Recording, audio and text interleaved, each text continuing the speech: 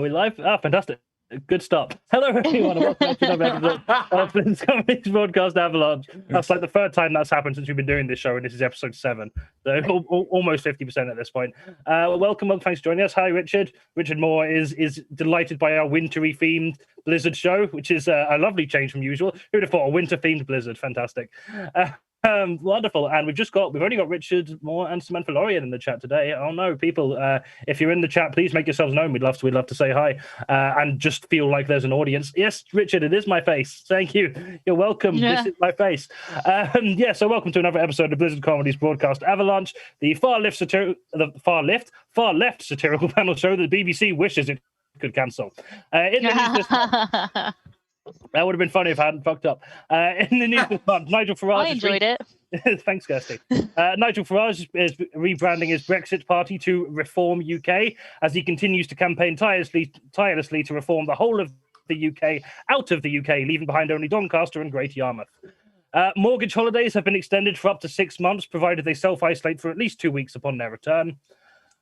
Virgin Galactic's first space flight was announced earlier this month. If the train service is anything to go by, it'll launch sometime in January 2026. Also this month, the serial killer known as the Yorkshire Ripper passed away at the age of 74, but thankfully his much nicer brother, the Yorkshire Pudding, is still with us. That is definitely the worst thing I've ever written, but I just came up with that. It doesn't even count as a joke, but I enjoy it. Far-right US rock band Trapped's Facebook page has been deleted after being reported for hate speech. Looks like being headstrong and taking on anyone didn't actually work out that well for them in the long term. I'm aware as well that joke requires you to know the music of the rock band Trapped and also not like the rock band Trapped. So there's like two people. It comes with a layer of shame that I'm very into. Just like, oh, that's because I know Trapped. Yeah, exactly. To be fair, anyone who's seen previous episodes of Blizzard and has seen how often Jonny uses them for gammon fishing will know Trapped by this point. Yeah, no, exactly. But I can't use them for gammon fishing anymore because they're no longer on Facebook. So, rip. I could make a parlor, but I'm not going to do that. This month, US President Donald Trump insists that the President-elect Biden's election victory is fraudulent on account... start that again. US President Donald Trump insists that President-elect Biden's election victory is due to fraudulent votes on account of them being from Democratic voters. He actually contested the presidential election results after several long days of recounts. It actually turned out that he wasn't wrong. The initial vote count was incorrect. He actually lost the election by 100 more votes than previously expected. So whether you like him or not, you have to respect a man who's so keen to uncover the truth, even at the result of him looking more like a dickhead at the expense of Republican donors. Truly the hero the left needs in 2020. Not only strengthening a Democratic victory, but also wasting Republicans' time and money in the process. Godspeed, Mr. 45. Moving over to Europe now, Norway has outlawed hate speech against trans people, which means that J.K. Rowling, Graham Linehan, and John Cleese legally are not allowed to talk in Norway. It's you know when Belinda Carlisle said heaven is a place on earth in the 80s. Turned out she was talking about Norway in 2020. Sony have launched their PlayStation 5 console this month to literally people. Although some Amazon customers have reportedly not received the console they ordered, but instead got big bags of rice, which, to be fair, after the Brexit transition period ends in January, might actually be worth more than a PlayStation 5. So count yourselves lucky. You'll be the last to starve. Yeah, I was saying in the chat beforehand, the news wasn't that morbid this month, and I just I just ruined the tone with that. Yeah, things are going to be shit in a couple months, but we're here now. Rishi Sunak has announced a heavily protested pay freeze for public sector workers. Fucking typical, really. When the left called for defunding the police, you all just laughed at us. But when someone says, hey, how about we defund the police, healthcare, social care, and education sectors, you're all like, yes, that's a brilliant idea. Employee of the month. Never let it be said that the Tories aren't equal opportunity fascists. And finally, Scotland has become the first place in the world to offer free period hygiene products to those who need them, which is the first time in history the Scottish government has catered to the needs of cunts better than the Tories.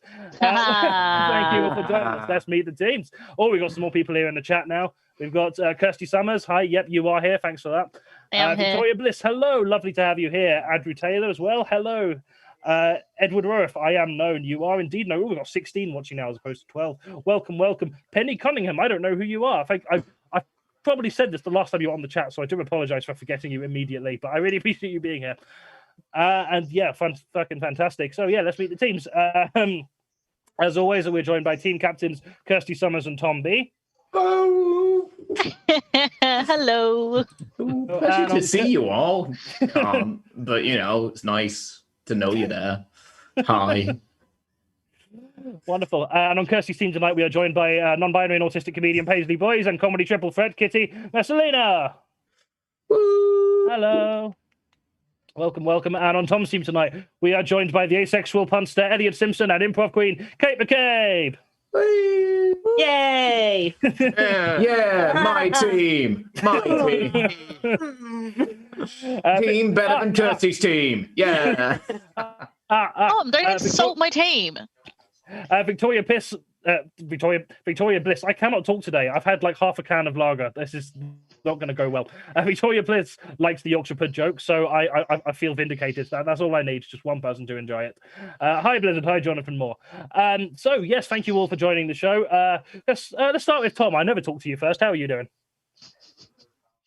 Yeah. This is why you don't talk to him first. This is why I don't talk first. This is why you should talk to me first, because my answer is just like, yes, I am alive. Not too happy about it, but it's okay. Yeah, I am fine. I'm good. I'm back in full-time work with children with additional needs, and that has been very time-consuming. So I'm actually cheerful and in a schedule for once. It also means I've done less writing for this than usual. So I'm fucked. How can you do less writing than zero? It's just like it's two bullet points instead of 3, mate. Fantastic. I understand you've brought a mascot with you today. I've got several mascots, right? You've got several mascots. Do you want to take us through them? So this one is it's crap. It's from B&M Bargains, but it's Finn Balor from WWE because he's got a lovely little bum. And like whenever I think about it, it gives me a bit of luck. This is a robot that I got when I was like 15. And it's got like a little message thing in there, which during the height of my addiction, I used to hide cocaine in from my parents. So that's fun. And this is my favorite, right? So on my team, I've got Kate McCabe, who used to run a sidekick comedy in Gay Village in Manchester, where there was raffles and prize for us and all that. And this is a bobblehead Leslie Crusher, who was my first ever crush because I've got the type of weird science nerds. And I love this. It was a really lovely day to miss sidekick. You got one of the better prizes for sure. I mean, there was some real garbage that I gave out. I was so excited when it came out the band. It was just like, for real, like someone just got a snap band. Wonderful. And also, Social Distance Warriors, as Blizzard regulars should know by now, is we're probably the same audiences. That's obviously going to be happening. Have you got anything exciting coming up with that, or any merch you'd like to plug? Yeah. Oh, so I liked it. We just did a run of stickers which have our mascot and my cat Jackson the baby boy on them. We've got Cats Against Homophobia with his little rainbow bow tie. We've got I'll Shit on Your Turf with his little trans pride one, and then just our logo because we're selling them as a free patch and we couldn't think of a third witty slogan, so just put our name on it instead. And they are on the No Money in the Bank bid cartel for £2.50 in a free pack. They come in one of these. This is a gross misuse of school supplies. I stole a bunch of laminator sheets, cut them up, and then resealed them with an iron, and like printed this on the printers using cardboard and stapled that up. So it's DIY as fuck. In I have an arrangement with my head teacher that if children continue to bite me, I can use school resources. Perfect stuff. Thank you very much for joining us, Thom. Who else got? Paisley, lovely to have you here. How are you doing? Hello, I'm okay, thank you. Yeah. How are you? Yeah, I'm doing good. Paisley is one of the several acts who we're going to be doing. We're going to be doing one of our live shows before COVID here. I think you were literally going to be on the first show we had that was cancelled. So it's lovely to finally have you on the show. It feels so long ago. When was that? What year? It feels at least 3 years ago. It's ridiculous how far it is. So have you been up to anything exciting you'd like to talk about, or have you met any nice cats recently? Do you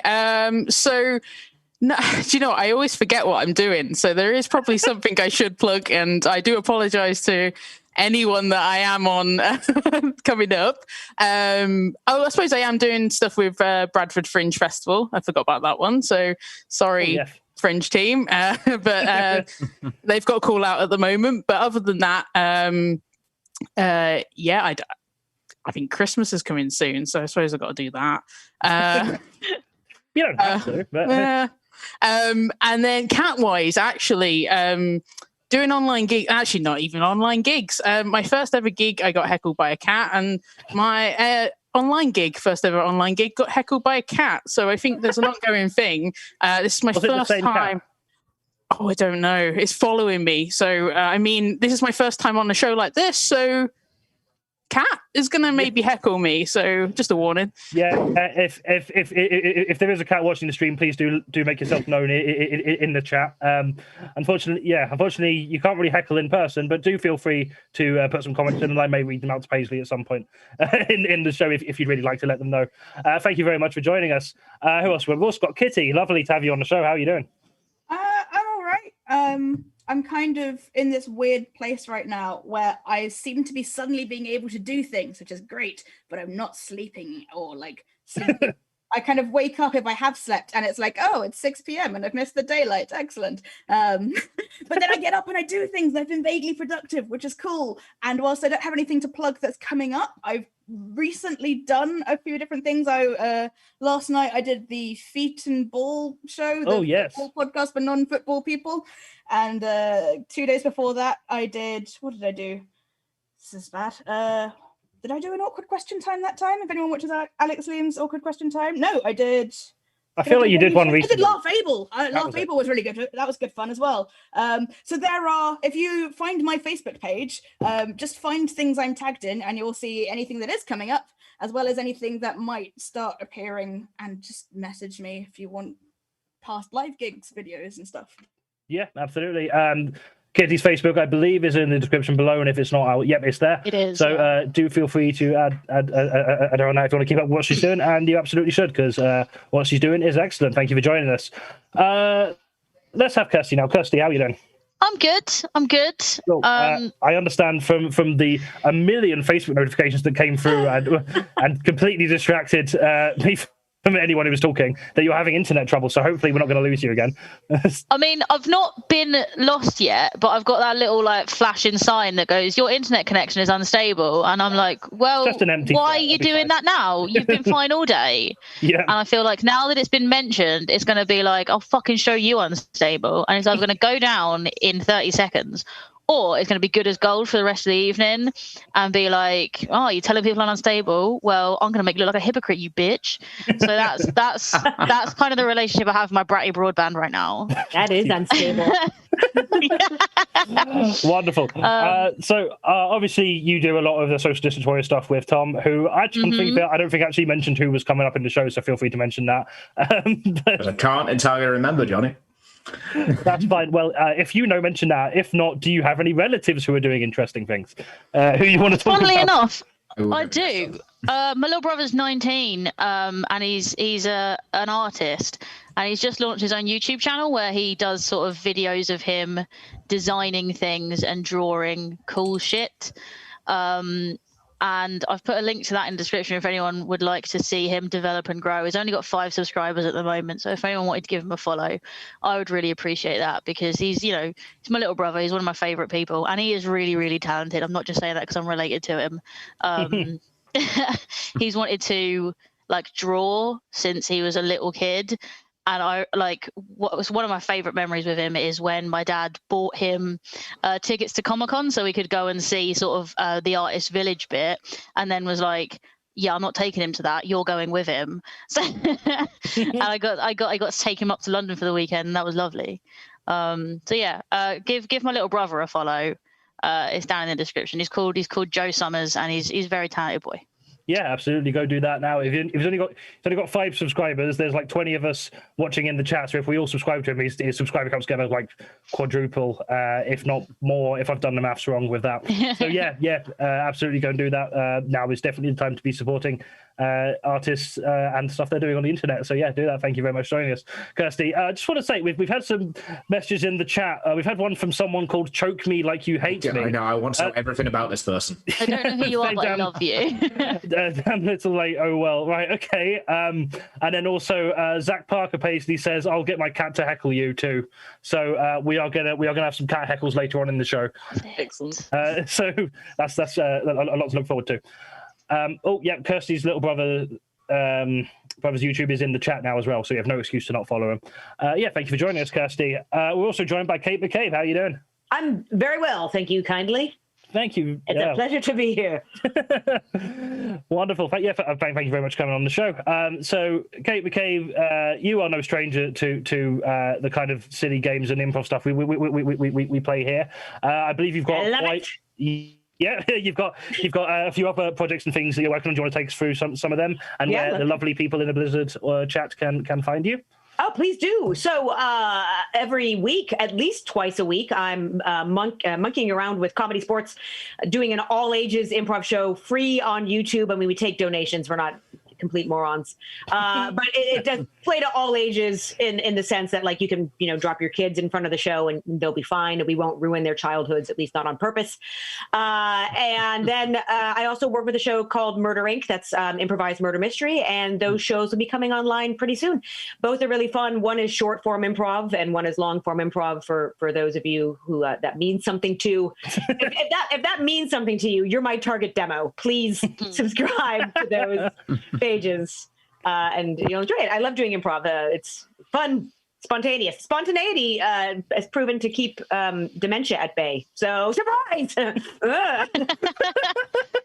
What about heart attacks? Now that opposite effect induces them.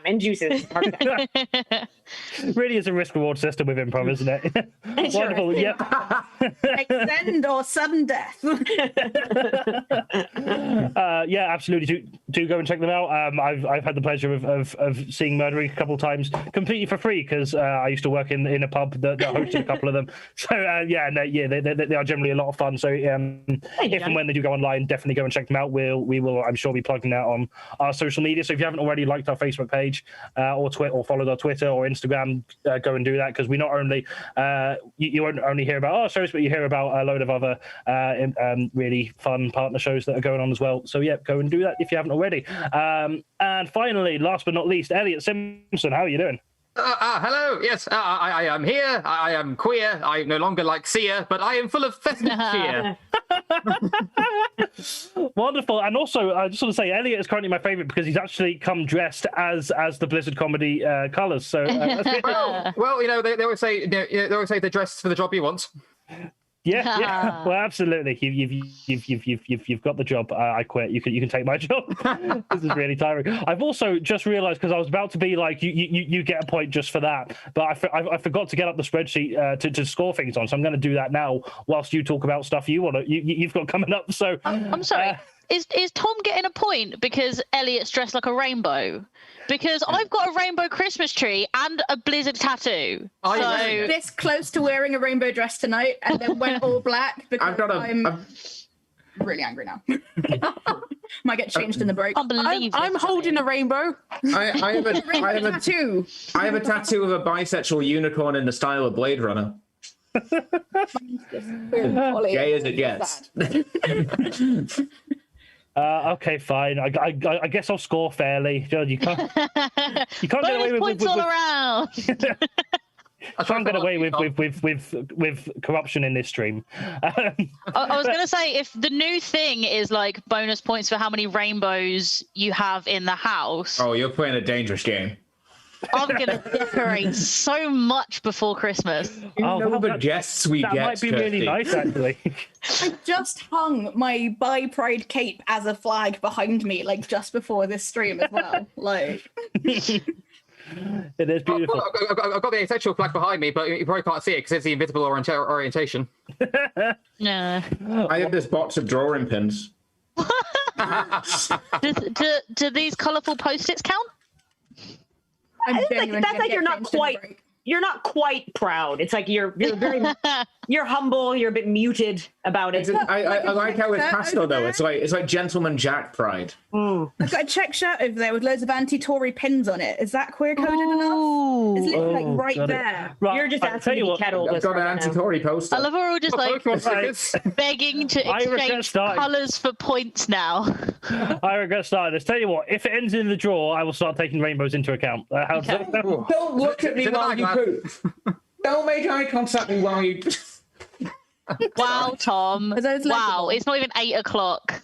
Are any of those legible?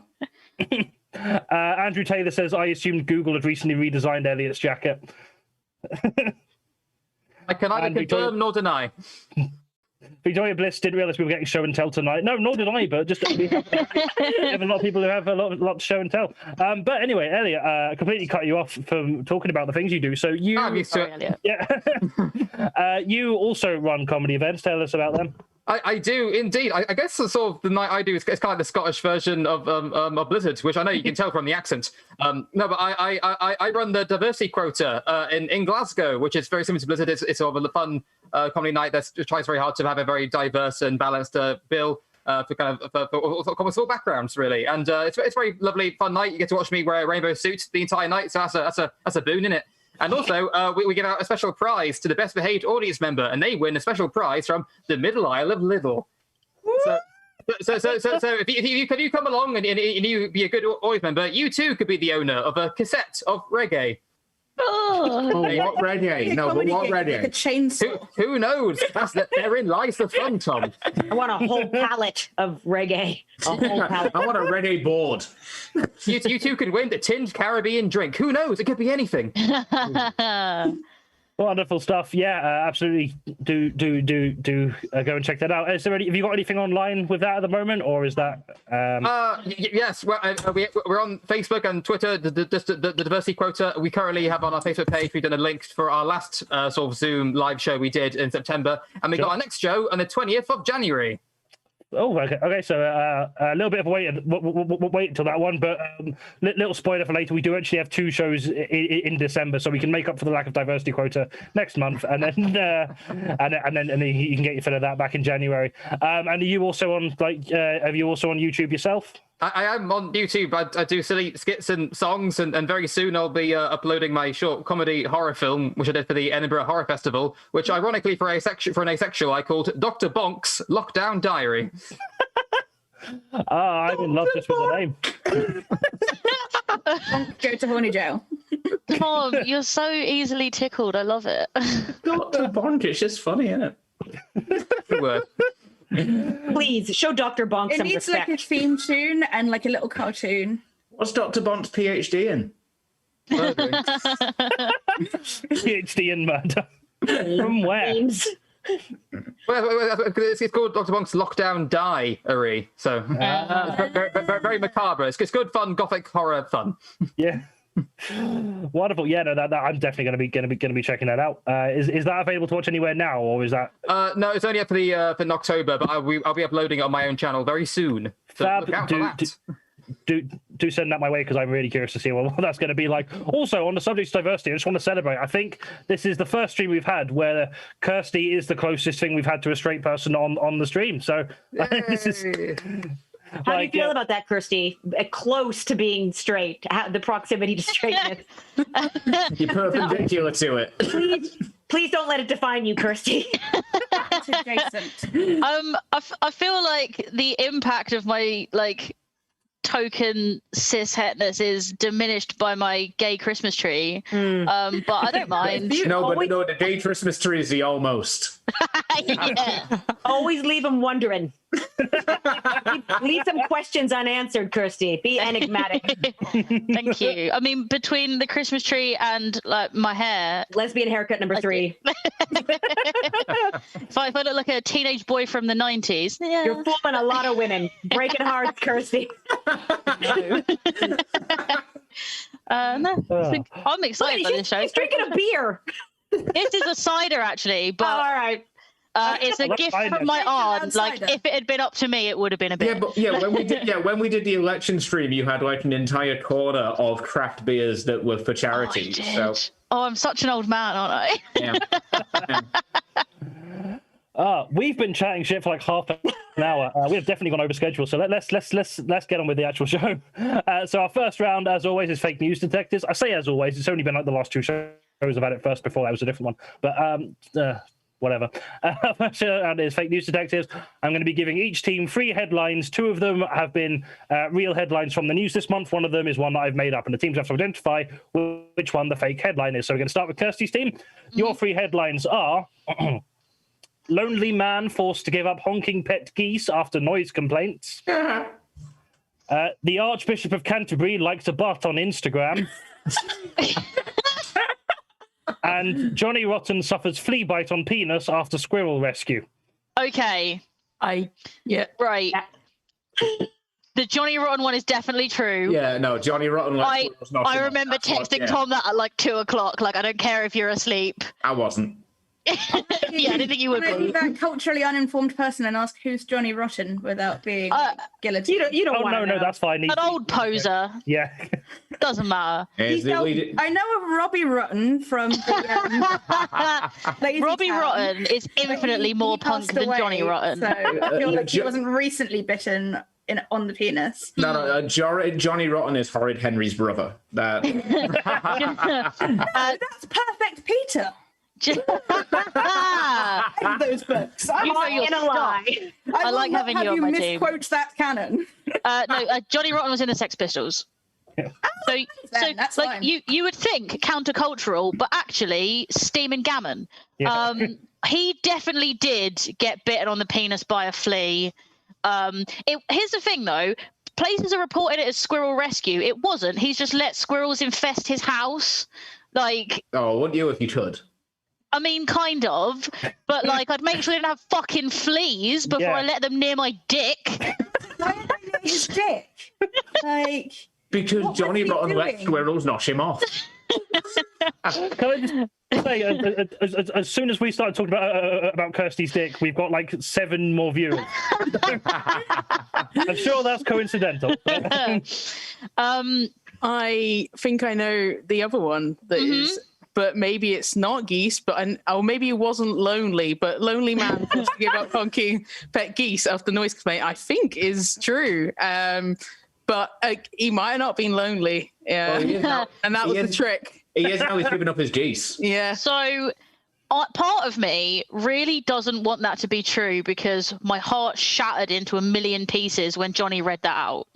Like surrender the goose. Yeah, like sorry, I read it as like give up honking, as if like the verb there, like he was honking the goose, and I was trying to work out how that translated. Like, stop honking your goose. There have been noise complaints. You must give up the goose honking, but you must give up the honking goose. Yeah. Honking the goose is what I call masturbation from now on. Like, I feel like if that was me, it would be I'd basically become like the John Wick of geese owners. Where John Quack. Where like you take my goose, I will murder you and everyone you know. Because that's my goose and I love him. I feel like the Archbishop of Canterbury thing. Yeah. I feel like we would have heard that, but I feel like there's enough variables there that there could be a similar thing. Where rather than it being the Archbishop of Canterbury, it could be like the Pope or someone else. And rather than it being a butt, it could be like some thighs or some boobs or something else. And rather than being Instagram, it could be Twitter. And it could be a kind of sordid story there that's been tweaked to trick us. I am with Kitty on this one. So I haven't heard the goose story, but it's 2020. It's a year of horrible news. That's heartbreaking. Of course, it's fucking true. It could be something I totally just dreamt. You know, that is very much how my dreams are going at the moment. I mean, if you dreamt it and Johnny wrote it, that's a wonderful coincidence. Or, you know, that could be tweaked. That could be some ducks that were like... Here's the thing. Chickens, you know. I think you were onto something with the tweaking of the Archbishop of Canterbury, because I remember seeing that a senior Catholic official did like some porn on social media, but I don't remember which senior official. I don't remember which social media. Archbishop of Canterbury. And I know, clever. I can't tell the difference between denominations of religion. So thank you for being on my team. In the church, and thus I like turned into an adult and rebelled into the like satanic disaster that people now fear I am. So that's very different, because on one side you've got people who do the like stereotypical priests and altar boys thing. On the other side, you've got the ones who are like Henry VIII wants a divorce, and that's kind of how that goes. Thank you for clearing that up. Are we really eating Jesus? Who knows? Drink the wine. That's kind of right there. I mean, to be fair, I'm quite happy to shut up and drink the wine. Should the churches have lots of gold, or should we ask to give the gold to the poor people, but also kind of tell the poor people not to be gay? Some of them are now okay with the gays, just throwing it out there. Hashtag not all C of E. Don't come at me. Don't come at me with your Bible. I can quote it back to you and we'll just get in an argument. No, not all churches. So do we think it's the Archbishop? I think it's the Archbishop thing, because I feel like we would know. That's too high-ranking Archbishop of Canterbury. We wouldn't know if they'd been liking butts. We'd be like, dang. Like I thought it was lie. Catholic official. And I know that Jonny tweaks stories that did happen into something that didn't happen, so that I go, oh no, I've heard that one, and then it turns out that's the one that's a lie. So should we go with the butts? The butts. Paisley, do you have any objection to butts? No. No objections to butts. No objections to butts. Then I think that's the final one answer. we're going with. Yep, you are correct. That is exactly. Is this the first time I've got the points on this round? I don't think it's the first time, but I think it is the quickest you've got it. So. Yeah, it's the first time we're not going to have to edit it later. Fuck you. Yes, so a lonely bachelor. So unfortunately, it pains me to admit a lonely man was forced to give up honking pet geese. Says a lonely bachelor who bought 2 pet geese after his girlfriend broke up with him during lockdown has been told he has to get rid of them because they are too loud. It gets sadder. His girlfriend wasn't that loud then.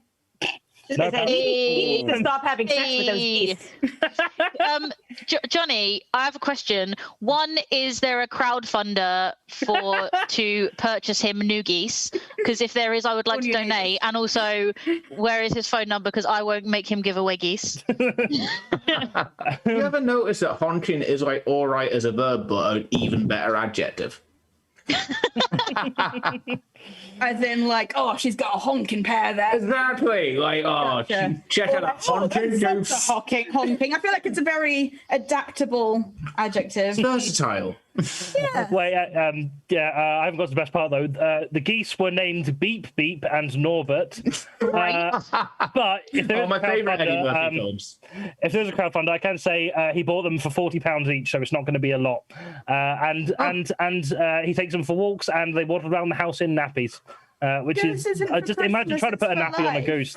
Very small. I don't know. A lot of people do have goose for Christmas. Actually, that is an actual thing. Yeah. What if you were the one that it was called Beep Beep, and then you were like, "How come that guy gets Norbert, which is an actual name?" And I'm just being jealous of the name Norbert. I'm just onomatopoeia. It's not actually Beep Beep. It's just we've censored out what he's actually called. Oh really? Oh, okay.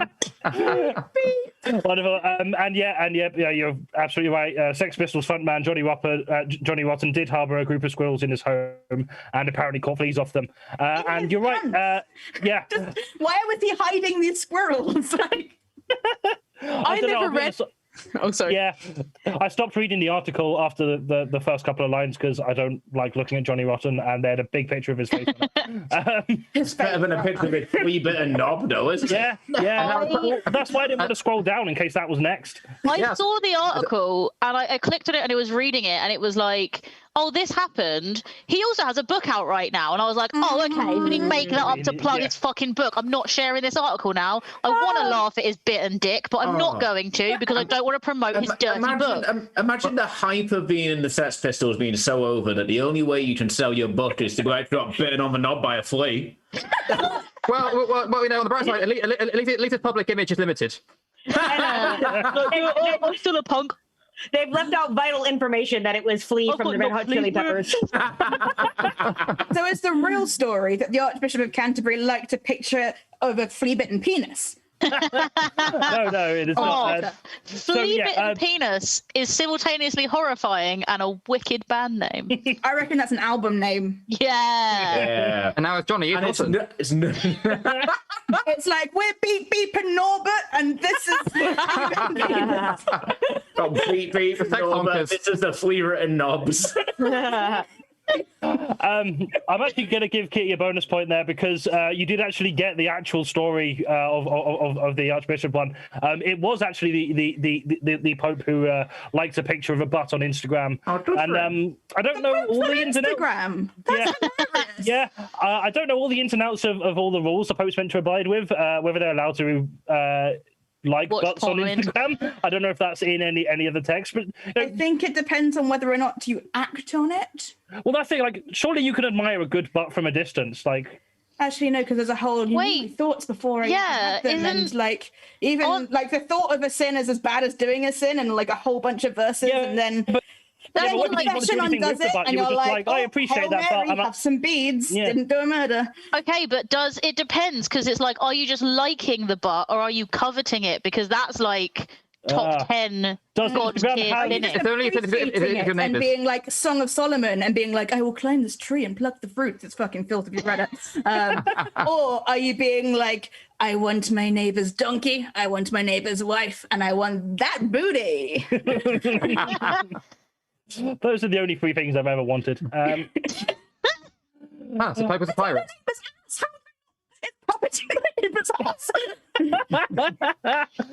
Right, so now we're moving on to Tom's team. Fucking hell, this is taking a while. I do apologise. We've had quite a lot of action in the chat there as well, actually.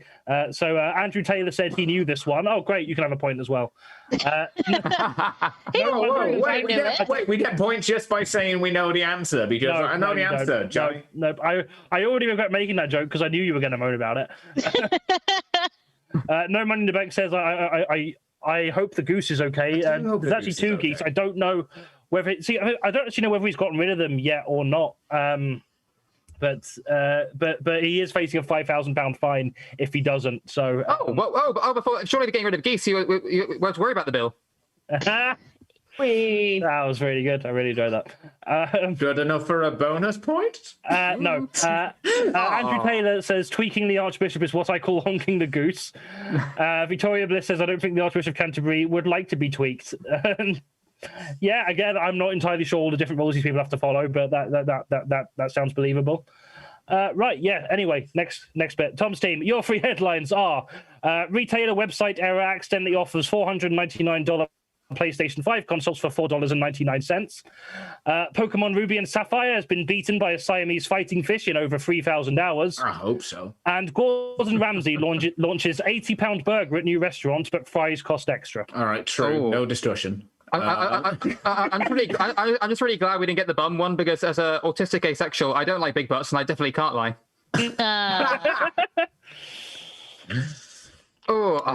This one's more difficult than Kirstie's. I haven't heard of. I mean, the other ones, I was like, I knew the answers. I was well read in regards to geese, fleas, and Johnny Rotten's penis. But this is.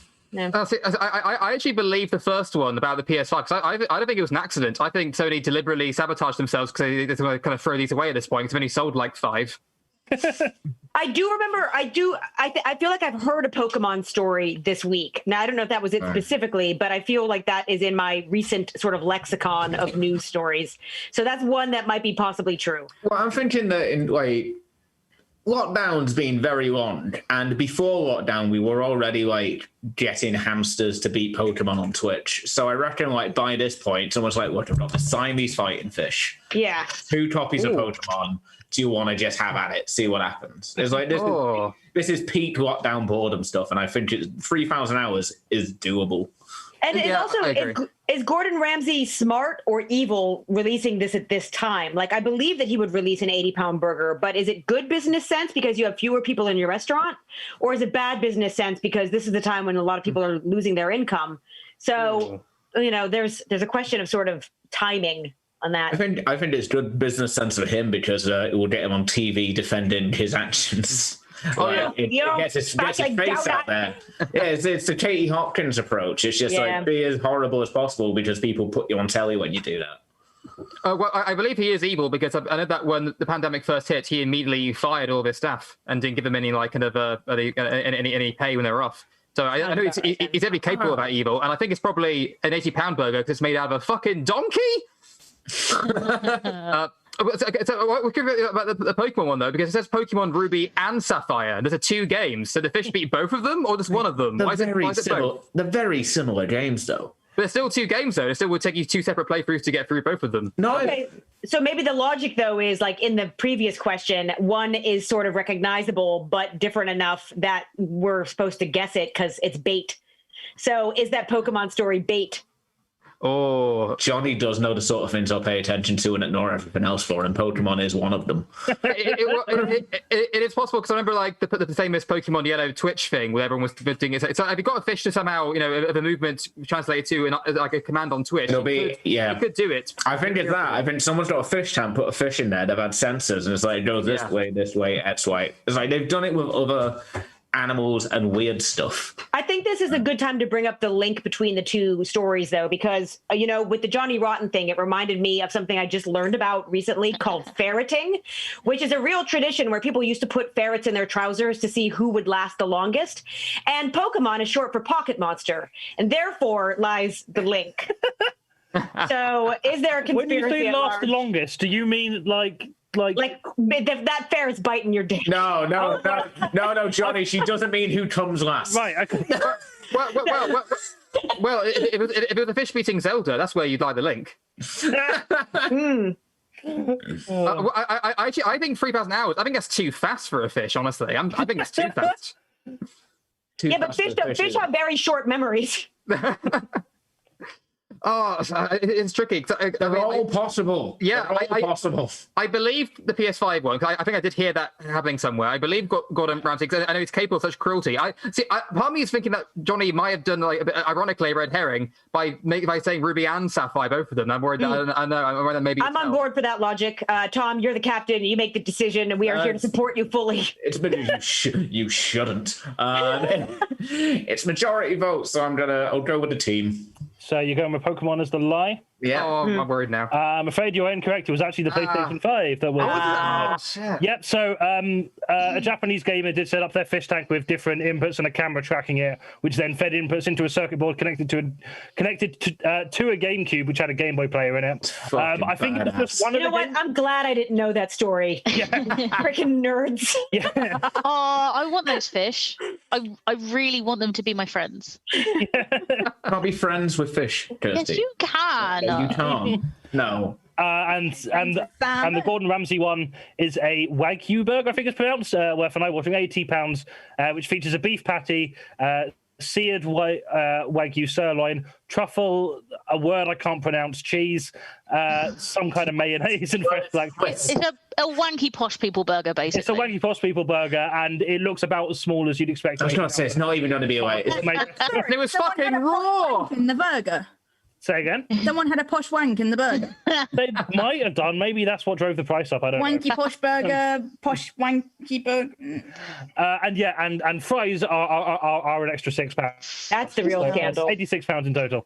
To be fair, if you're spending £80 on a burger, £6 for fries is a fucking steal. True, but it's true.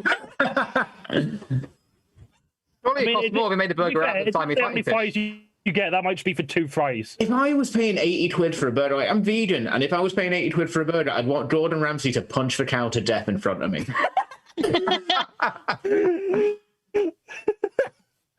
Wonderful. So at the end of that round, Kirstie's team are in the lead with 4 points, and Tom's team have no points. Yeah.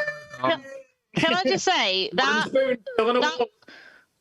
retailer error one does not surprise me at all, because I used to work in the head office of Maplin. They don't exist anymore, so I can talk shit about them. It's fine. No. And someone put through the staff discount for the Nintendo Switch at the wrong amount, and they sent out an email saying, oh, you're only supposed to get like a 10% discount, but it's gone through accidentally. So instead of getting 25% off, you'll get £80 off. Please don't buy a Nintendo Switch. So everyone went out and bought a Nintendo Switch for like 80 quid cheaper than it was supposed to be. Yeah. And they were like, but we asked you not to. And we're like, why did you tell us we would get 80 quid off? Of course. And it took a day for the change to process once they'd done it. So we had like 24 hours to go out and buy a Nintendo Switch for 80 quid off. Please don't eat this apple of knowledge. and like, me off. And like, bless him, like only a handful of us actually did it. Some people were quite nice to this like huge corporation that was about to sack everyone. And like the guy who made the mistake came up to me in the pub like, thanks very much for buying that Nintendo Switch. I know it was you, because we had to give our like staff code in order to get our staff discount when we bought it. And he was just like, yep, really appreciate you exploiting my mistake there. And I was like, look, I'm going to take a win. Yeah, so the PlayStation 5 one was false. Yeah, that was, again, I think it was like a handbag or something that was meant to be a few $100s, ended up being significantly less. But yeah, no, as far as I'm aware, that has not happened to the PlayStation 5 yet, or at least it was not reported. So yeah, our next round is no context. This is our picture round. We were going to be presenting the panelists with pictures from the news of the month, and they have to work out what the fuck the picture is referencing in the news. So can we get our first picture, please, beautiful assistant? I love it. I love it. Is it Tories privatise guide dog charity box? This is Clifford the dog after he was adopted by Midas. Oh. Melania Trump is no longer the #1 gold digger in the news cycle. Adjusted version of 10 Commandments released to deal with people coveting in relation to this statue. He is surprisingly hench, isn't he? It could just be a bitchin' gold statue. Statue shouts, what am I? A dog? A lion? Please stop pouring molten gold on me. Is it the new unit of currency after Brexit? This isn't a jest, but like, can you imagine how big of a shitbag it'd have to be for it? Oh God. Have you seen the videos of all the people like worshipping the dog statue? It's fucking wild. No. Oh, it's beautiful. It was like a big unveiling of like, this is our favorite dog breed, and they were like, yeah. All bow wowing. Is it the third stage of evolution of Greyfriar Bobbies? Oh. I like that one. This is like a Pokemon evolution. This is humanity collectively realizing that no human achievement will ever amount to the joy that dogs bring the world, and we're officially giving up on making statues of human beings in favor of this. Humans are too fucked up to be the dominant species. Time to worship the dogs. I think it's just... Oh, sorry. No, go. Just, you know the phrase, as good as gold? They kind of went, well, what's good? And they went, oh, yes, you are. You're good as gold. Yes, you're good as gold. Oh, yes, you are. New Monopoly piece released to cries of, what? Is it just now that Dominic Cummings is no longer the golden boy? Now the golden good boy. Is it a new breed of gold dog stars because it can't ingest 24 carats? Despite everything I said about what was happening in Bristol and London a few months ago, this is the only statue I want to see protected. Well, as long as the dog's not been like trading slaves, I think it's safe. Oh no, I think I'd still be like, who's a little slave trader? Who's a winner? Oh God, at least we would not. I'm aware that my ring lighting is currently making me look pale as shit, and I'm like, this is my brand new lighting I was really excited about, and I've looked at the feed and I'm like, I look white as fuck, and I'm just like, this show isn't as diverse as I can approve of this discourse space, but I can't fully bring my like excuse. I apologize for the discourse. Black energy to this because I look pale as shit with this lighting. Apologize. Is it my year 10 art project after I realised that dog backwards spells God? If it is, it's really tickled me quite well. See, I would worship that. I would, yeah. You all would. Oh, the golden dog. Any deity based on a human will only pale in comparison to this magnificent good boy. How has no one made a golden retriever joke? Just throwing it out there for someone to retrieve. Just. Hey. He's a shit dog. He can't even sit. I think it's an Irish gold setter. Oh, I guess they know your dog breeds. I gave you a click, but like I would have laughed out loud, but my mouth was full of cider, and I thought not spitting all over my laptop was worth depriving you of one laugh. Right. Does anyone actually know what? No, right. This isn't a joke, but I've just got a serious question before we find out what it is. Yeah. Right. Is it wearing like a Tudor neck ruffle? And if so, why, other than it looks dope as fuck? I was just gonna say, it's like pre-Harry Styles showing that a very butch dog can wear whatever they want. Looks fantastic, animals doesn't in cosplay is just the best thing ever. That is true. Have you seen animals in armor? Like any animal in chainmail plate armor is just the best. Just, I love it. I got targeted advertising for it for months, and I just liked that the algorithm knew that about me. I was just like, yes, I would like to dress up my cat to go to battle. Absolutely. Right, and any actual answers? Turkmenistan. It's the president of Turkmenistan really fucking likes that breed of dog and wants everyone else to like it. So made a big statue and it made everyone be like, holy shit, look at this. This is our dog breed. Even though I think I kind of was reading this recently where like he has previously done lots of stuff with the dog breed he likes, but also like hands people puppies and things regularly. And like there was a thing where he held a puppy by like the scruff of its neck to hand it to Putin, like have a puppy, and everyone was like, what the shit are you on?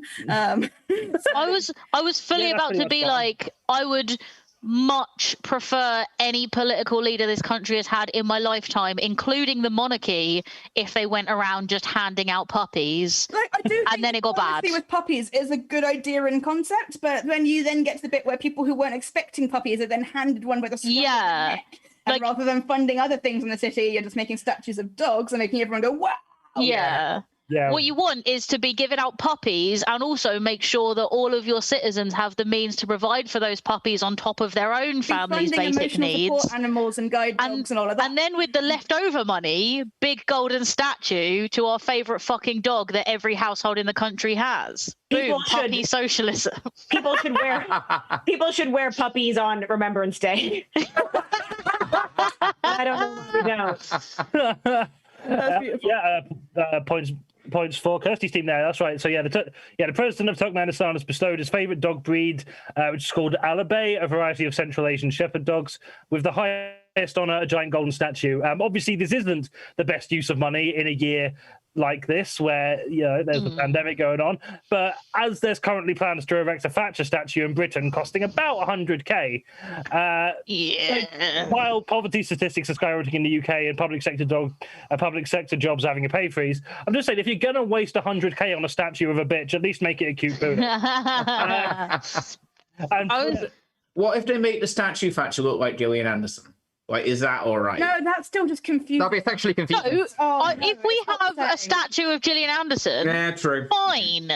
Like, but if we have a Thatcher, and it's just like, oh, I like you, but I don't like you. But that's the thing. Like, you like her because she is competent enough at her craft to make you still dislike the character while liking her as a person. If anything, like, you like her more. Right? I prefer his character in Sex Education. Sure. I would like to thank everybody for letting me know that it was pronounced Gillian, but not making fun of me for thinking it was pronounced Gillian. It was very subtle. I appreciate it. Welcome. That's what we do here. I'm not going to abandon my captain. I mean, for 100k, we could all, dub Margaret Thatcher's real body in a pool of boiling metal. Personally. Oh, please. Yeah, no, that's the. But we store it in a mine. Yes. Justice. If you want to go and find the gender-neutral bathroom that is the grave of Thatcher, now you must go down the mine shaft. It'd be like a horror story. Don't go down the mine shaft. Thatcher will get you. If you say her name in the mirror 3 times and turn around, then she'll come out and steal your milk. Kirstie, write this down in a list of streams, please. Right. Crowdfunding throwing Margaret Thatcher's corpse down a mine shaft and then setting it up as a tourist attraction to piss on. Yes. Yeah. Okay. Victoria Bliss is in for puppy socialism, and Heather Clift would 100% fund a statue of just Gillian Anderson. So when we could get this as a new Patreon reward. If we will fund this. Beautiful. Well, if anyone wants to pledge just 100k a month to us, we're out. 100k a month. A month, not even as a one. No, yeah, 100k a month. That's how Patreon works. Oh, there are children. Sorry, just some distance warriors want to sub in with you, like 50k each, and I'll be fine. We can do it. Right, anyway, next picture. Can we have the next one, please, Sam? Where's another picture? Merry Christmas. It's Dominic Goings. Hey. Is it Durham optician wins world record for shittest Hermes delivery? That is the competitive award as well. Yeah, real top of his field. For once. Liar, pants on fired. Is it having only achieved a third of his goal, Cummings begins hunt for big fish and little fish? Is it? Oh, that was brilliant. Well done. Yeah. This is the ghost of Christmas future finally starting to chip away at Boris Johnson's resolve. This is a deleted scene from Love Actually. Carrying his box out. Hey. No, Is it Dominicking the office supplies from Downing Street? In fact, Love Actually remake is just not coming along very well. Doing these until one of these gets a point. Comings and goings. I don't know. It's a real good Christmas scene. It's not just Santa who's getting the sack. Is it? Oh, go ahead. Is it Cummings acquires new job as low battery delivery drone? Is it cardboard box removes bag of shit from Downing Street? Useless materials being removed from Downing Street. And a box. That box is appropriately small when you consider he's got to fit all his accomplishments into it. I think it's just Pandora's box getting ready for 2021 to fuck us over. We gotta learn we gotta learn what he's bad. Look what I found. We're going to learn what he's got on Boris Johnson, and I can't wait because it's got to be worse than pig fucking. Dominic, sorry, go ahead. Is it number 10 ejects number 2? Is it Dominic Cummings can't wait to get home and stare directly into the Ark of the Covenant? Because that's also a Nazi joke. Oh, God. Like, this is such a staged kind of Dominic Cummings leaving picture. Like holding the box, happening to have photographers out as he left through the front door rather than different accent. It's like the political equivalent of like doing a big Facebook post about how you're not cheating on your missus anymore when you're like blatantly still texting your side bitch. Like, I'm going on a social media break, everybody. Okay, I'm going on a social media break. I thought you did that slightly as Trump as well. Just like that just comes naturally now. Maybe Cummings is maybe his side bitch is actually the gold dog. Well, no, I love this, just like the lighting of it and like just the atmosphere of it. It looks like the worst WWE wrestling entrance of all time. Like with his finishing move, the budget cut. It's like I love it. So, I mean, Boris has got like at least 6 children or something, right? Like that's kind of the going figure. No one can know that. So there was kind of, was he going to get a vasectomy? And rumors that Boris's ballsack is finally firing blanks. Boris grew a balls and sacked or fired wankers. I'm trying to make some rhymes there. I was just going to say, that was just spitting poetry there. Right? That was great, yeah. Let me say that one more time. There were rumors that Boris's ballsack is finally firing blanks, but no, Boris grew some balls and sacked or fired some wankers. Beautiful. That was great. Mom spaghetti. Yeah, I've not put that much effort into anything. I've just got a note that reads, I reckon that box contains the head of one of Boris's mistresses. Just like 7. Sure, that's a joke, isn't it? It's the opposite. It's like a little framed photo of him and Boris and like, and that's the only thing that was on his... and it's like a little personalized mug where it's like me and my best friend. Oh, it's like a little keyring from the day at the Nod Castle.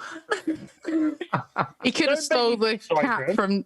He could have stole the cat from number 10. Just left the box out, grabbed it, and that's him off now. Larry the cat is too hardcore to be whisked away by Larry the cat.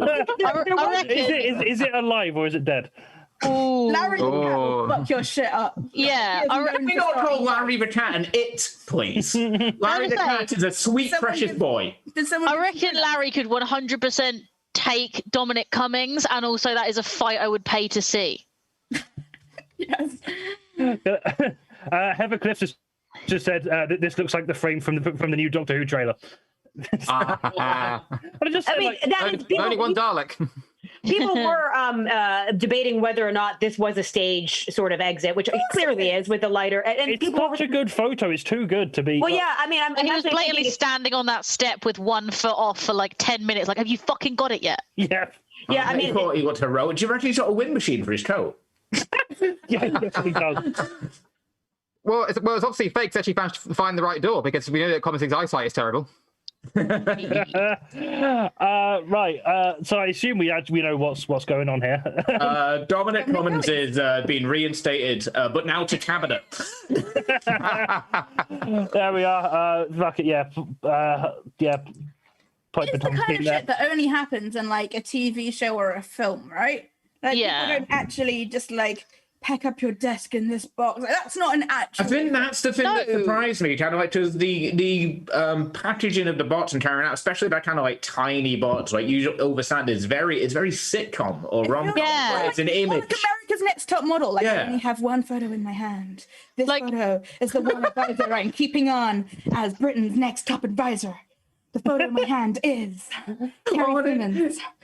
Boris Johnson going, I believed in you, Tom. Being eliminated. Please collect your cardboard box and walk out the front entrance in a cab.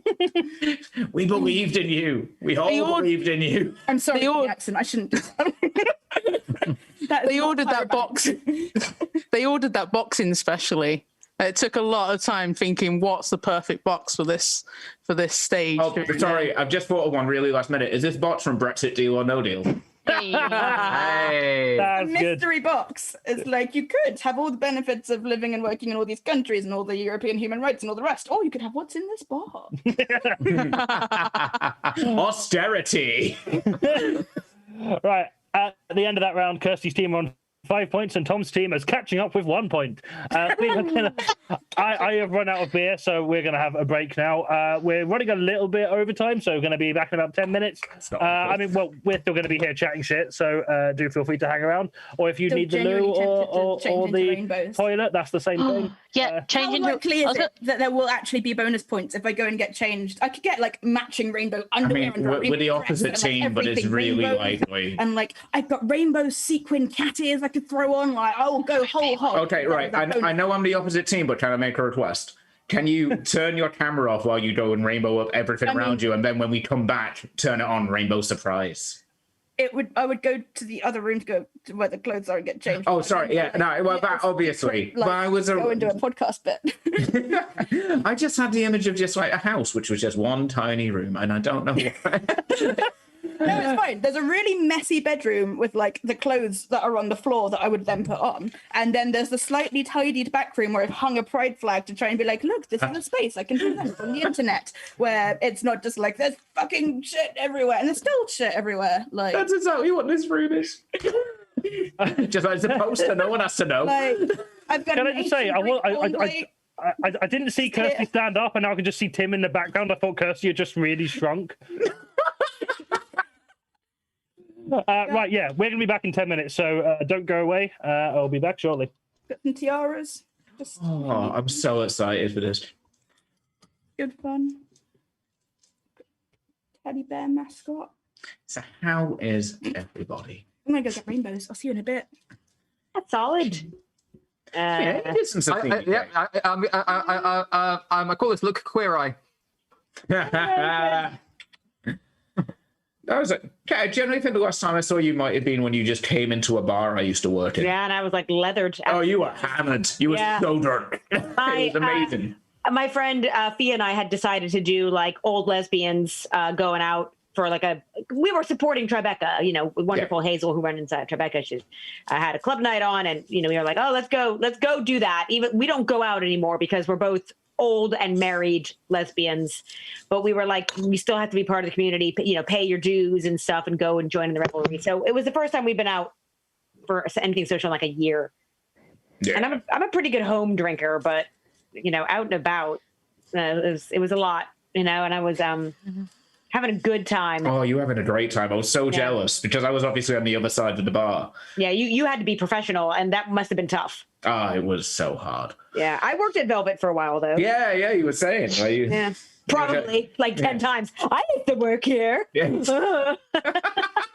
Hey, Thom, I used to work here. I mean, that's exactly what happened. We then had a really long conversation about everybody you've taught improv. It was wonderful. I love every second. I'm sure it was sparkling conversation. It was. It actually was very nice. It was very, very nice. What were we on? Espresso martinis? That sounds about right for like 1 a.m. I think you were drinking Cosmos. Cosmos, classic, real throwback. 90s, babies. Oh, and you kept asking me for Rusty Nails. Yeah, Rusty Nails. Ugh, yeah, man. You had like 5 Rusty Nails. Oh, what a sloppy ass drunk. Well, you were getting a cocktail and chasing it with a rusty nail. It was magnificent to watch. Christ. Oh, man. Eliott, Heathercliff really likes your glasses. I also really like them. They look very swish. Oh, you missed the joke about them. You did. Does it look like all Queer Eye? Great. Let's have a look. I feel like I've covered a lot of the chat already. Apparently, the previous president of Turkmenistan erected a large golden statue of himself, which was also rotated to always face the sun. So I guess the dog is an improvement. Yeah, no, it is. Whoa. So wait, was the statue on like some automatic dial where it just followed the sun like a creepy sunflower? I feel like it was probably some kind of slave labor.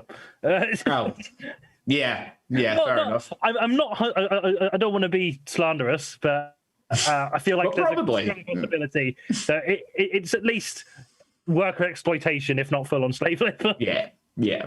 I don't know, Vicky, can you clarify that? How was the rotation? It may be like just a huge technological advancement at the time. Who knows? But I feel like it's probably the former.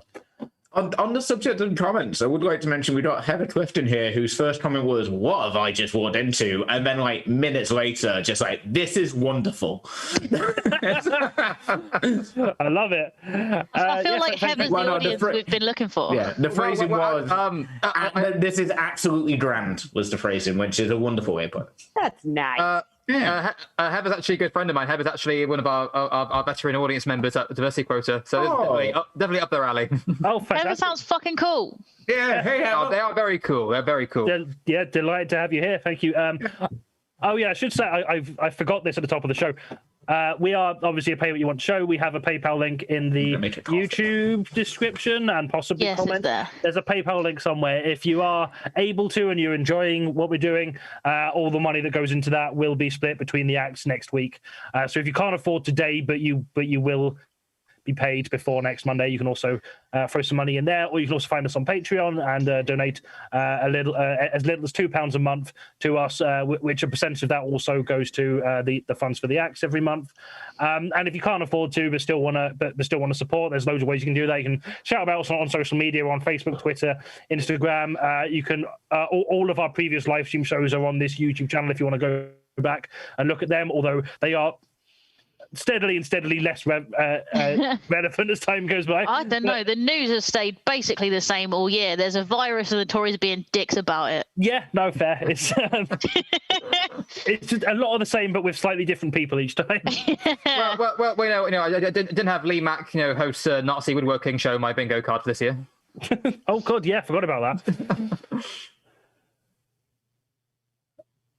So absolutely do that. I was going to say, just while we're on the subject of donations, all of the donations we get between tonight and next Monday at midnight will all go to the acts, because we have donations for the show, but we also understand that obviously today it's on the last Monday of the last actual day of the month.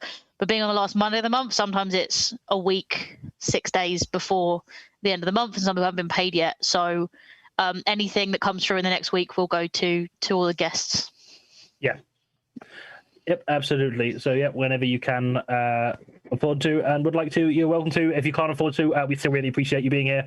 And yeah, and just shouting about us on social media does wonders for our viewing numbers, and the more people viewing it, the more inevitably the more donations we're going to get. So even if you can't afford financially to donate, because this is a shit time for everyone, shouting about us really does help. I keep looking at, I've got the stream open on this screen, but I realize I'm looking away from my camera when I'm saying that, so that's really impersonal. I need to actually look at the camera so you can see, so it doesn't feel like I'm just like avoiding eye contact with you when I'm asking for money.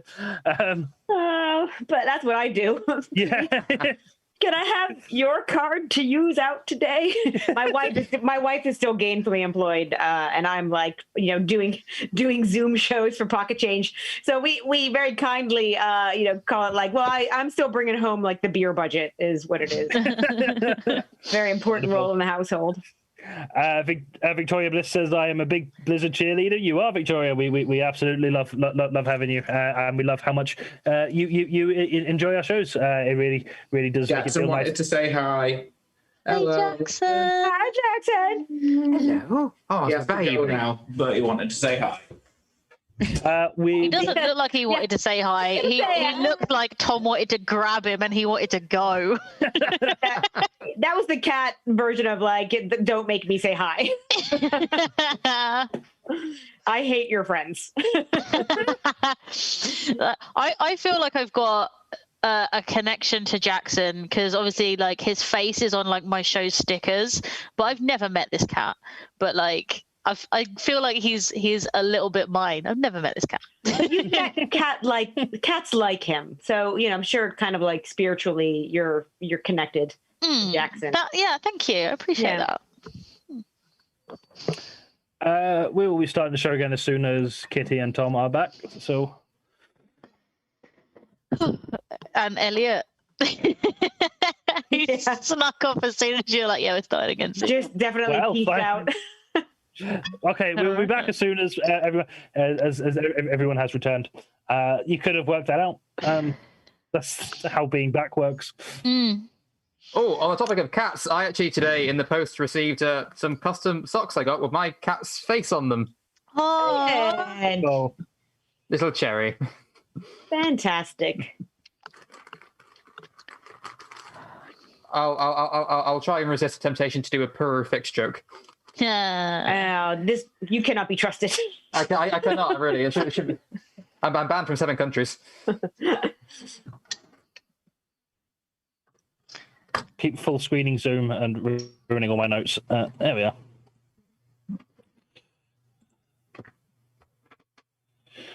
are. Richard Moore, Jackson definitely squirmed out of Thom's hands just there. Yeah, it's definitely how that happened. Thom, are you here? You're not here. Jackson has an admirer in Heathercliff. You can get some Jackson stickers, Heathercliff, if you want. You can get. Oh yeah, Give me a little minute, and I'll grab you the link. It's in the description, but I'm going to put it in the chat again for anyone who missed the Jackson stickers at the beginning of the show. It's in the description, and now it's also in the chat again. If you want to get some stickers with Jackson's beautiful face on, there's a link in the chat, and they're good stickers.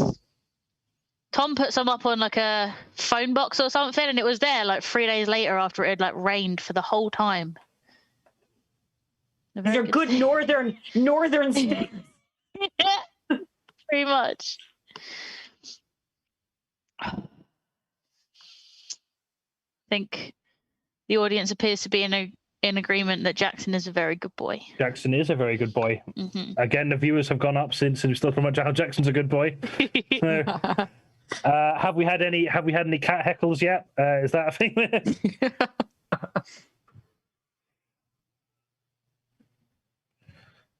You could say anything because of the skies of your cat right now. Yep.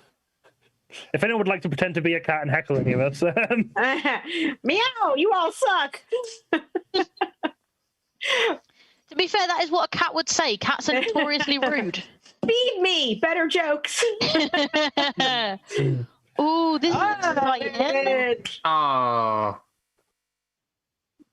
I feel very underdressed now. Also, did you bring us beverages? Did you come in with a tray? Ooh. Oh, that's very sweet. Hello. Sorry if I'm a bit late. I was making a full rainbow tea set to win the rainbow competition.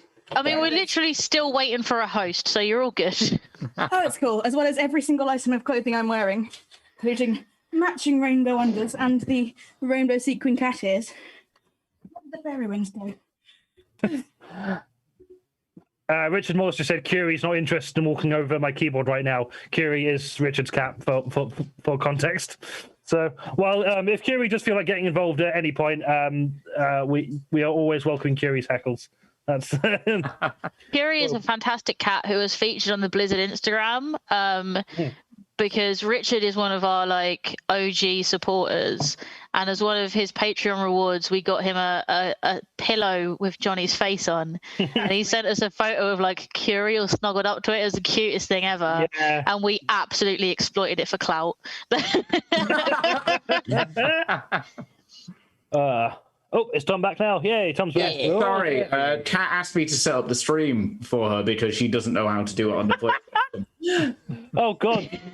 We've got her booked next show, I think, so that's going to be fun. No, she knows how to be on the stream, just not how to watch it from a PlayStation, which I think is reasonable. Oh, no, fair. Yeah. Oh, okay. I was going to be click the link. That's what you get for buying a PS5 for £4.99. It was a PS4. I've had it for a year. I'm not splurging that much money up the wall for something that doesn't have anything on it. Yep. Yeah, it just speaks volumes that the best PS5 game currently is a remastered PS3 game. Yeah.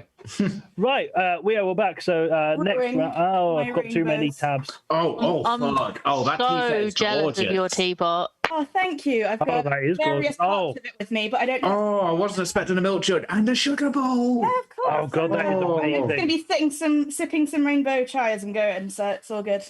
You are appealing to my gay little housewife heart right now. Hey, little And as I said, it's like a matching rainbow set underneath as well, so... Sorry, Zach Parker's just said, mine is sleeping through the entire show, which I feel like is passive-aggressive heckling. Well, mine's downstairs, but I think I need to grab him at some point, and I'm looking forward. We could do There's that. another break coming up sooner or later. Yeah, it's fine. We'll do that. I'll literally, it'll take me 3 seconds, and he'll complain, but it'll be fine. It's okay, so did Jackson. Right. This next round is this just in. We're going to be giving each team the first sentence of a new story, and they have to carry it on line by line, person by person, and the points are awarded for creativity, slickness, and fuck it, rainbows. Why not? Oh, we got it in the bag. 1, 2, 3, 4, 5, 6, 7. Where are the fairy rings? There they are. This one's a look nice. Oh, hang on. Competition. Oh, well, if rainbows make it, I've got a bow tie that I wasn't going to bring out till later, but fuck it. I've got an almost rainbow wand. We've been through this before. I've got this box of drawing pins. Yeah, that's one rainbow, Tom. Get over It's yourself. still a rainbow. That's one rainbow box. Got 8 rainbows that I've added in and then broke. I've got this illustration of a cat in a top hat. Does that get me anything? No, it's not got a rainbow on it. Johnny said points for rainbows, not cats in top hats. Yeah, but it might be points for cool artists. I regret bringing this up because we're already behind and you're all fucking waiting. I've got this dinosaur 10 pen. rainbows. That's fuck still not a rainbow. Yeah, it is. I Look, got all the photocopies. colours in a rainbow and a dinosaur. Rawr. Yeah.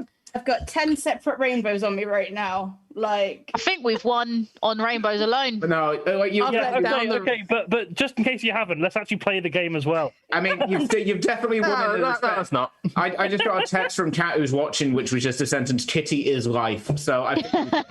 I know, but I love you. Okay, so we've won the game and stolen Tom's girlfriend. Excellent. It happens. It happens. I'm sorry. Right, No, I Kirstie, Don't be sorry. Don't be sorry. Rub it in his face. Kirstie, you're we'll go Kirstie, Kitty, and then Paisley, if that's all right with you. Okay. So, your first line is: Conservatives have criticised the hit Netflix show The Crown over its portrayal of former Prime Minister Margaret Thatcher. They would have preferred it if they'd focused on fucking hell, Margaret Thatcher. They'd made her bitchier instead of as sexy as Gillian Anderson is always. Yeah. What Kitty said, like she was portrayed as too sexy because Gillian Anderson portrayed her rather than some decrepit old skeleton. Following on from that point that Kirstie made. Thank you, Kitty. I love you. Critics of The Crown have often said how making the most boring family in the country try to be interesting through drama is a tough ask, but the star-studded cast does somewhat lend some more credibility to what is essentially posh but boring reality TV. Made in Chelsea. I, like many, still confused by everything going on. Wait, maybe it's just me. Maggie Gillian will do that. That's it. It's the next line is just Maggie Gillian. Stupid sexy Thatcher. Stupid sexy Thatcher. That's the one I didn't think I was going to repeat as well. Like, sentence. Can I take that? Yeah. It's yours. It's yours. Have that. That's fine. Okay. Sexy Thatcher. Am I following on from stupid sexy Thatcher? Following on from stupid sexy Thatcher. Have you written this round? Critics of the show wish they'd focused on a figure that would be less controversial if he was made sexy, such as Prince Andrew.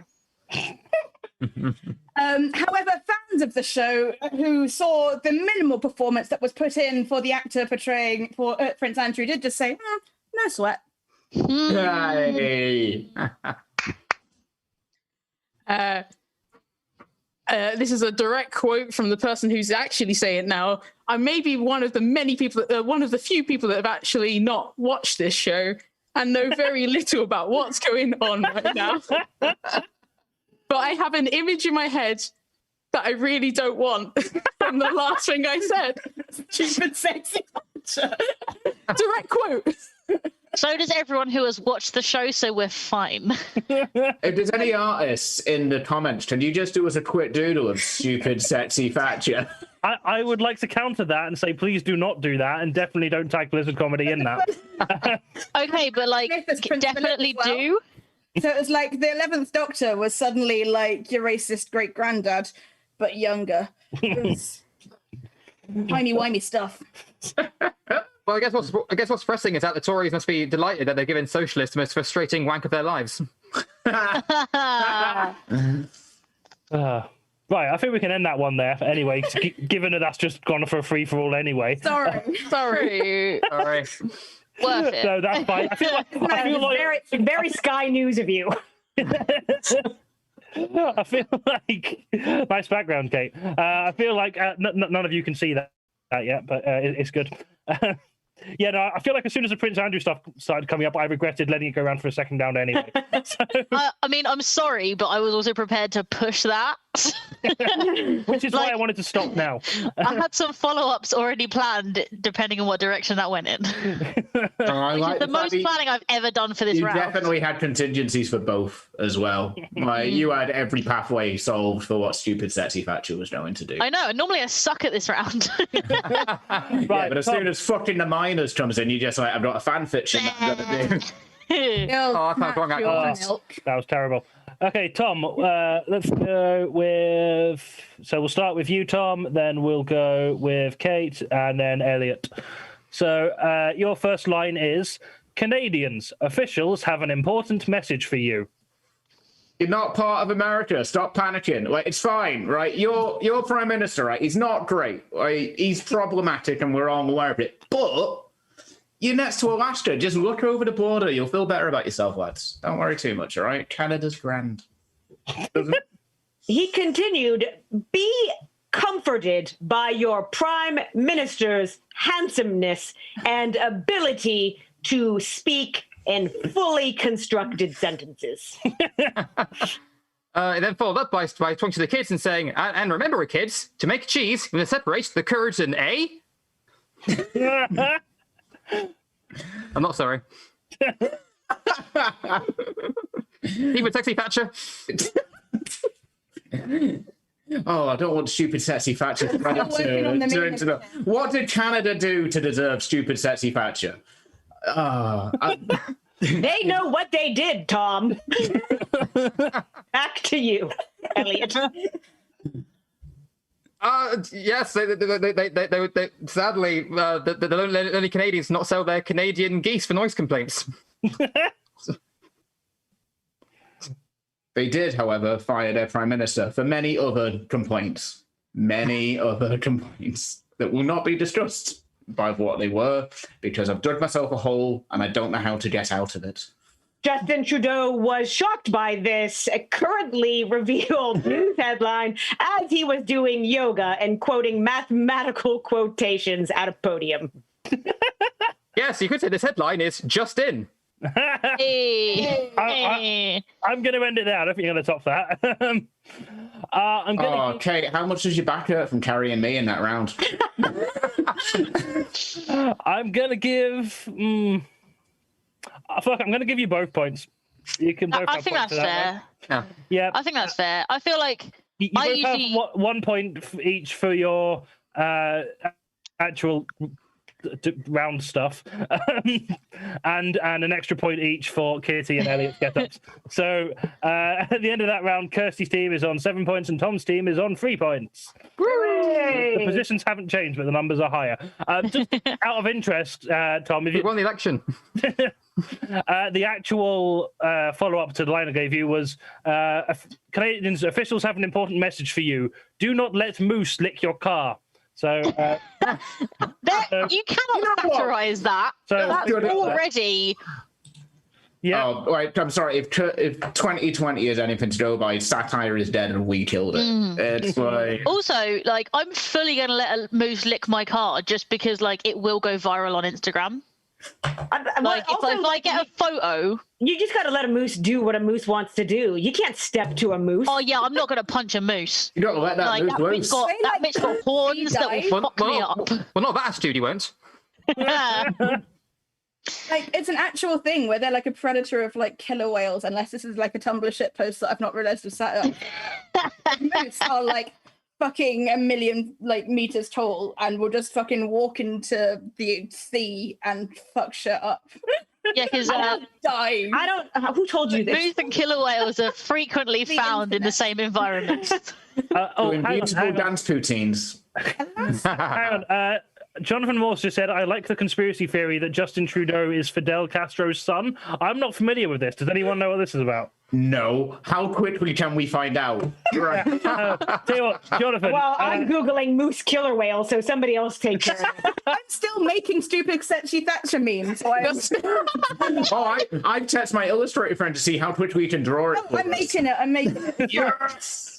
Right. Tom, don't be like, yeah, I text my friend like I didn't text you telling you to do that. You didn't tell me. Take credit for this. I'm not taking credit. It was a team effort with symbiotic, Kirstie. Okay, I just didn't know this was going to be in my head, and now this is the setup for my week. It's Monday. Like he's wearing nothing at all. No.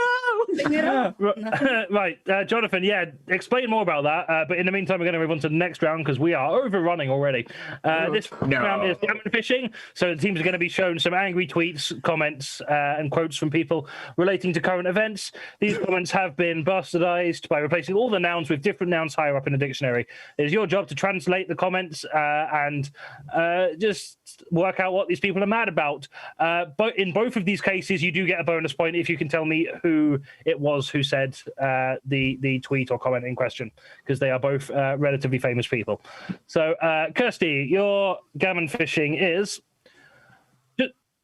Oh, that's all right. I didn't signpost that very well. That's all right.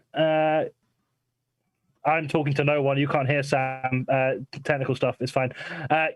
Your one is just a quick one at Matt Hancock. I'm sure I donkeys need to say this, but if you do try and take away the last vetches of my personal freehold by trying to stick in the mud and neglect in my armadillo without my conservation, bring at least 4 policewomen off license with you. You're going to need them. Just a quick one, Matt Hancock. I'm sure I don't need to say this, but if you do try and take away the last vestiges of my personal freedoms by trying to Anyone got the stick in the mud one? Is it just stick a needle in my arm? That's right, yeah. Without my consent. Bring at least 4, I'm guessing further up from policewoman as policeman. Not quite. Police officers rather Police than officers, policewomen right. off license? Off license, yeah, officers with you. You're going to need them. Well, that was very quick, and there was no fucking about. I'm proud of you. Bonus points. You can tell me who tweeted that. Was it Lawrence Fox? It was Lawrence Fox. I was going to say, is it Lawrence Fox? Although that's too obvious. Captain Thom, walk around your garden. Okay, but like, does he get points if the question was for my team? Yeah, we steal plus a steal. Yes. I'm gonna give Kirstie. I'm gonna give Kirstie 2 points and Thom 1 point. I'll take it. How come I didn't get points for stealing his answers? I just get told to shut up and Because ruin the game. I'm more pathetic than you, and they feel sorry for me. Yeah, pretty much. Look at this. I'm wasting away. Don't blame the fact that you're skinny. Like, don't use that as an excuse to get points. It helps my beta mailing. It's fine. See that, Jonny? They're exploiting you. They're being beta on purpose. Yeah. It's not Dock some points. Definitely I don't care. John Morris just added in the comments. Too long didn't read. It's alleged that Pierre Trudeau and his wife were fans of Castro and also swingers. And foreign visits line up with the date of Justin's conception. Okay, yeah. I mean, I know what Thursday's genitals is going to be, Kirstie. Okay, but I've already put in the comments I'd read that fan fiction, so you basically just stole my whole joke. Oh, I'm sorry. Wonderful. Right, let's move on to Tom's one. So your Gammon fishing quote is, "There is no softener that can survive without strong mandrills. The ecclesiastic knows this. In the wheelbarrow, the steady feminization of our mandrills at the same tinderbox that Marxism is bellow taught to our chimpanzees is not a collar, it's an outright attraction." I should point out, bellow is also changed, but I forgot to highlight it, so that was my fault. I apologize, Sam, for fucking that up. Right, what do you think is going on here?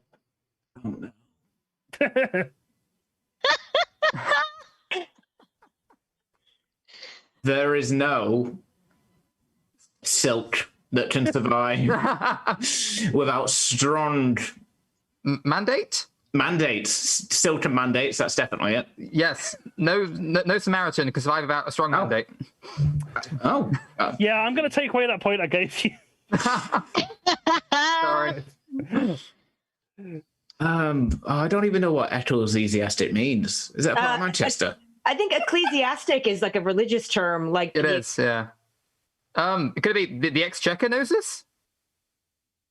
Nope. Yeah, or the Eccles cakes know this. Oh, their raisins hold the secrets. The In the wheel, the wagon wheel. electorate? Is it elect- yes. No, it is not electorate. I think you're doing your alphabet backwards.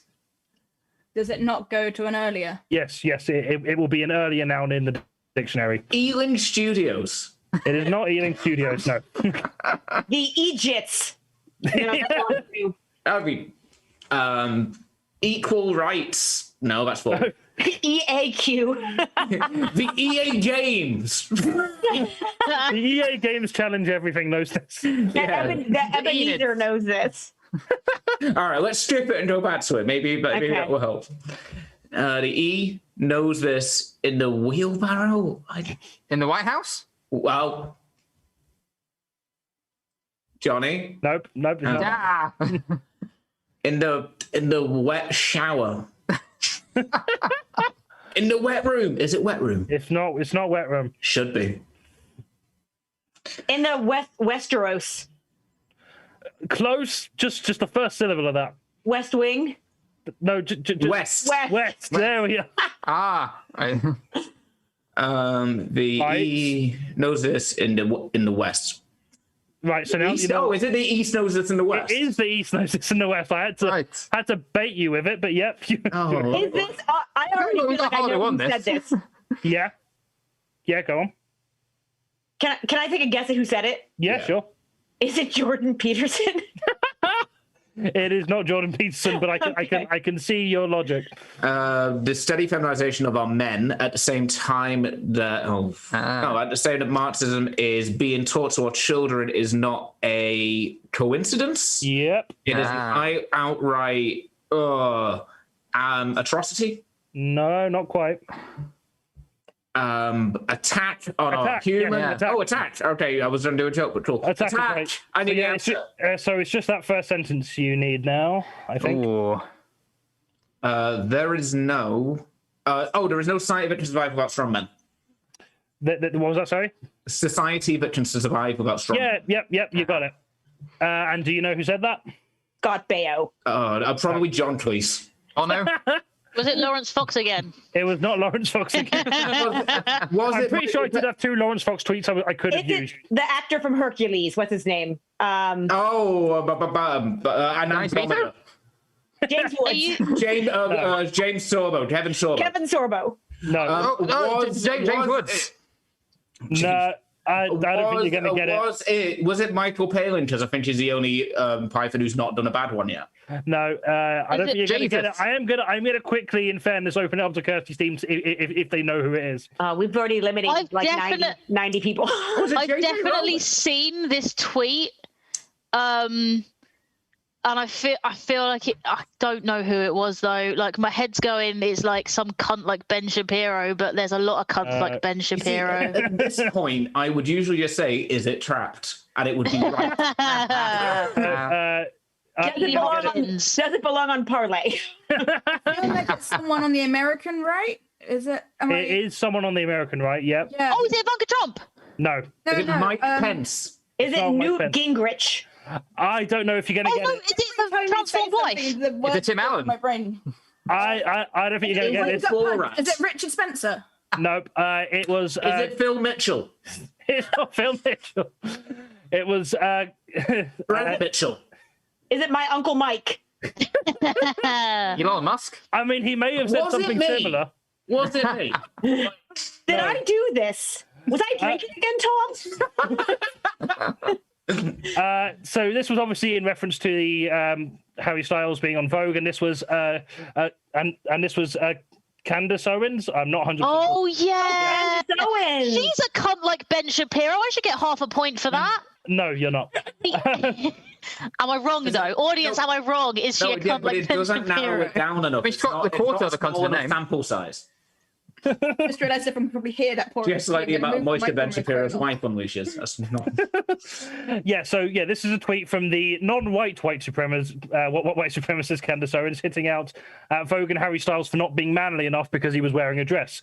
Weird that, because I go out in a dress and people shout at me saying that I'll always be a man and can't just pick my gender. But Harry Styles, the self-proclaimed man, is apparently not manly anymore simply because he's wearing a dress. Make up your fucking mind.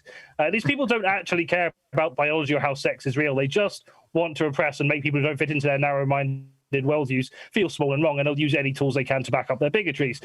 People like JKR, Linehan and Cleese perpetuate these bigotries with baseless claims and pure fiction at times. Let boys wear dresses. Boys in dresses are cute. Trans women in dresses are cute. Anyone in dresses is cute. They want to wear dresses. They will give them pockets. Please give us pockets for everyone in dresses. Give us pockets for everyone in dresses, and non-binary people will shit on turfs. Yes. Jackson stickers. Gold dog. At the end of that round, and we're pretty much back on time. Good. That one was really quick. That seems unlikely. Now, Kirstie's team are on 9 points and Tom's team are on 5 points. Woo! So our next round is Dickhead of the Month. So each guest is going to be given 1 uninterrupted minute to make their nomination case for Dickhead of the Month. I just realised I didn't check to see if you'd all got a Dickhead of the Month at the beginning of the show. So do you all have a Dickhead of the Month ready? I do. Just yes. about. When it is my turn, can you give me like 20 seconds, at which point I'll need someone to faff? That is fine. I was going to have you fourth after Kirstie because I'm doing it alphabetically. So if that's... but do you mean once you've started? You want No. Before I start, just like give me some time to go and run and grab something. It's all good. Sure, that's fine. Can do that. Well, we're going to start off with Eliott. So, Eliott, who is your pick for Dickhead of the Month? My pick is King John for signing the Magna Carta, because although it was initially meant to be a liberating document that withdrew power from the monarchy, all it actually did was give 25 barons slightly more rights, and the working people, fuck all. And what's worse is, it was never even put in the fucking law. So nowadays, all it's actually done is allow idiots to misinterpret it as a UK equivalent of a constitution, just so they can go break COVID restrictions and kill everyone's nan. And now everyone in lockdown thinks they can just go out and eat in restaurants as long as they order a la Magna Carta. Yeah, and also King John was a dick in Robin Hood, so yeah. Yeah, fuck King John. Fuck King John. Wonderful. Okay, fantastic. You only used half the minute there. Oh, sorry. No, that's fine. We are running behind, like I say. No, it means it's time for questions. We will come to questions later if I feel like there's a tie. But we're going to move on to Kate next. So, Kate, who is your pick for Dickhead of the Month? My pick for Dickhead of the Month are 2 rose bushes that live in my back garden. Okay. Tell us why. All right. I'd like to talk to you all about the rose bushes that live in my back garden. Everybody knows that rose bushes are beautiful. But roses' beauty come with a price, a thorny price. And these rose bushes were planted in the dead center of our back garden. So, like, not on a border or anything that would make sense, but right in the middle where the washing line would go naturally from one corner of the garden to the other. And so when I have to hang my laundry out, all of my delicates get caught in the thorns. Oof. And it winds up looking like the really shitty, difficult parts of video games where there's like a spiky ceiling and your character just dies immediately. That character that dies immediately is my underpants. They all get caught on the rose bushes that were planted in the middle of the garden, let me remind you, in a very awkward way. Now, I'm blaming the rose bushes for where they were planted. I would like to blame the previous owner of my house. His name is Bill, but I don't want my ass to be haunted by Bill. Because when I bought this house, there were locks on like both sides of the doors, like in weird sort of like chain lock kind of fashion. I don't know what kind of criminal or animal Bill was. There was weird stuff under the floorboards. So all I know is that Bill had a real sadistic sense of how to treat his delicates at the very least. And I want to say a big fuck you to the rose bushes that are currently ruining my underpants. If anyone's going to ruin my underpants, it's going to be me. And we finished your minute a while ago, but I was enjoying it. Okay, sorry. That's all right. Yeah, very compelling argument there. Kirstie, who is your Dickhead of the Month? Mine is Jeremy Joseph, the owner of GAY. Okay. I'm a little bit conflicted about this, even as I say it, because I think ultimately I do fundamentally agree with some of the things he's achieving, but not with the other outcomes he's got. So, right, basically, London is in tier 2, which means you can only purchase alcohol in a venue if it's accompanied by a substantial meal, which, according to the news release today, includes a single Scotch egg, because fuck this reality. Jeremy Joseph, owner of GAY at Heaven in London, has said that you can order a McDonald's meal from GAY and be in the nightclub, and that counts as meeting tier 2 restriction guidelines, which it fucking doesn't. Like, if you're going to GAY, a single McDonald's meal is not going to stop you spreading germs to people. No one's going to GAY to like sit down quietly and have some fucking McNuggets and then leave once they've finished their drink. It's not going to happen. It's just going to be a poorly ventilated hellhole of germs going to infect a shitload of people who insist they haven't finished their meal because they've still got one nugget left. It's just bad. And part of me feels like I like that he's drawing attention to the hypocrisy and the loopholes in the Tories' rules because they're fucking stupid. And then part of me feels like, well, he's still endangering people's lives by doing this and making a profit in the process. So fuck him, he's a cunt. And also he was mean to Britney Spears and his dog doesn't seem very happy, so he's a dickhead of the month. Nice one. Am I wrong? Yeah, I mean, I was already with you and then like the last 2 points sold it for me. Thank you. Sounds really legit. Can you faff for me? Well, because I decided Dickhead of the Month didn't need to be the most dickheady person. I decided it could be my favorite dickhead of the month. Okay. Yeah, into Rather that. than the most dickheadish, like a dickhead that I love, and I'll be right back. That's okay. I'll start the timer when you're back. I was going to say I can faff for 20 seconds because, like, Yeah, faff. like 5 seconds before you said it was my name, like Jack Black Instagram was like him dancing around in a Spider-Man costume, and it's really fucking fun. And I just want to say, everyone go look at Jack Black's Instagram. It's really like don't close this tab. Like, don't close the tab. Come back in a second. But like, if you saw him dancing to Cardi B's wet ass pussy in his tiny pants, it's basically that again, but he's wearing a Spider-Man costume, and it's brilliant. Right.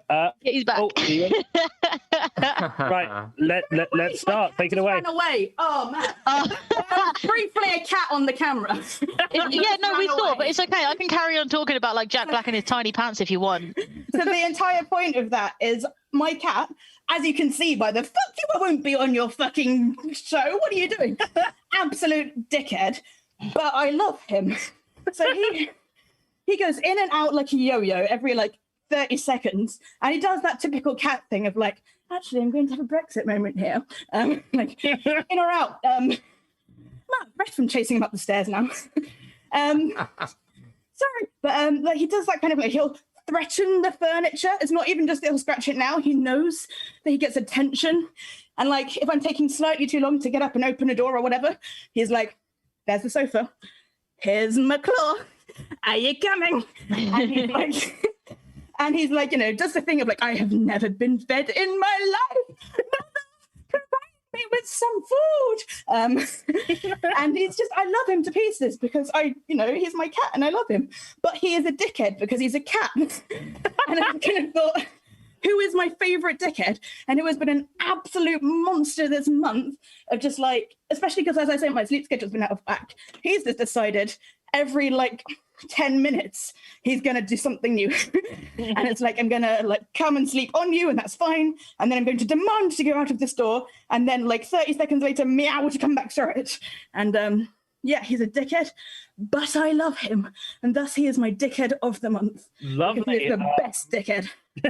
I really like your twist on that. That's really nice. Really much more positive than we've ever had on this show before. Thank you. But he was only actually on the stream for all of 30 seconds because he was like, fuck you put me down, and that was my escape time.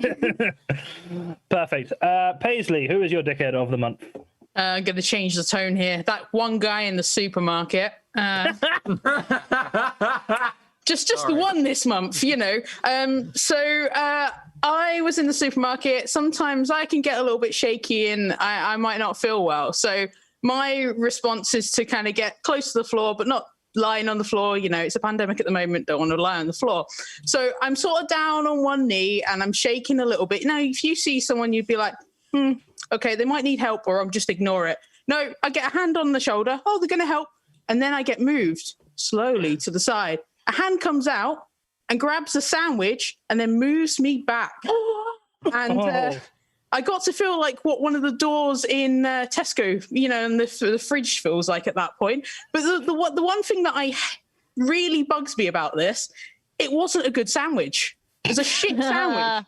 It was just like a basic ham sandwich. And that really annoys me because the first thing my friend said to me is, what sandwich was it? Because that is important.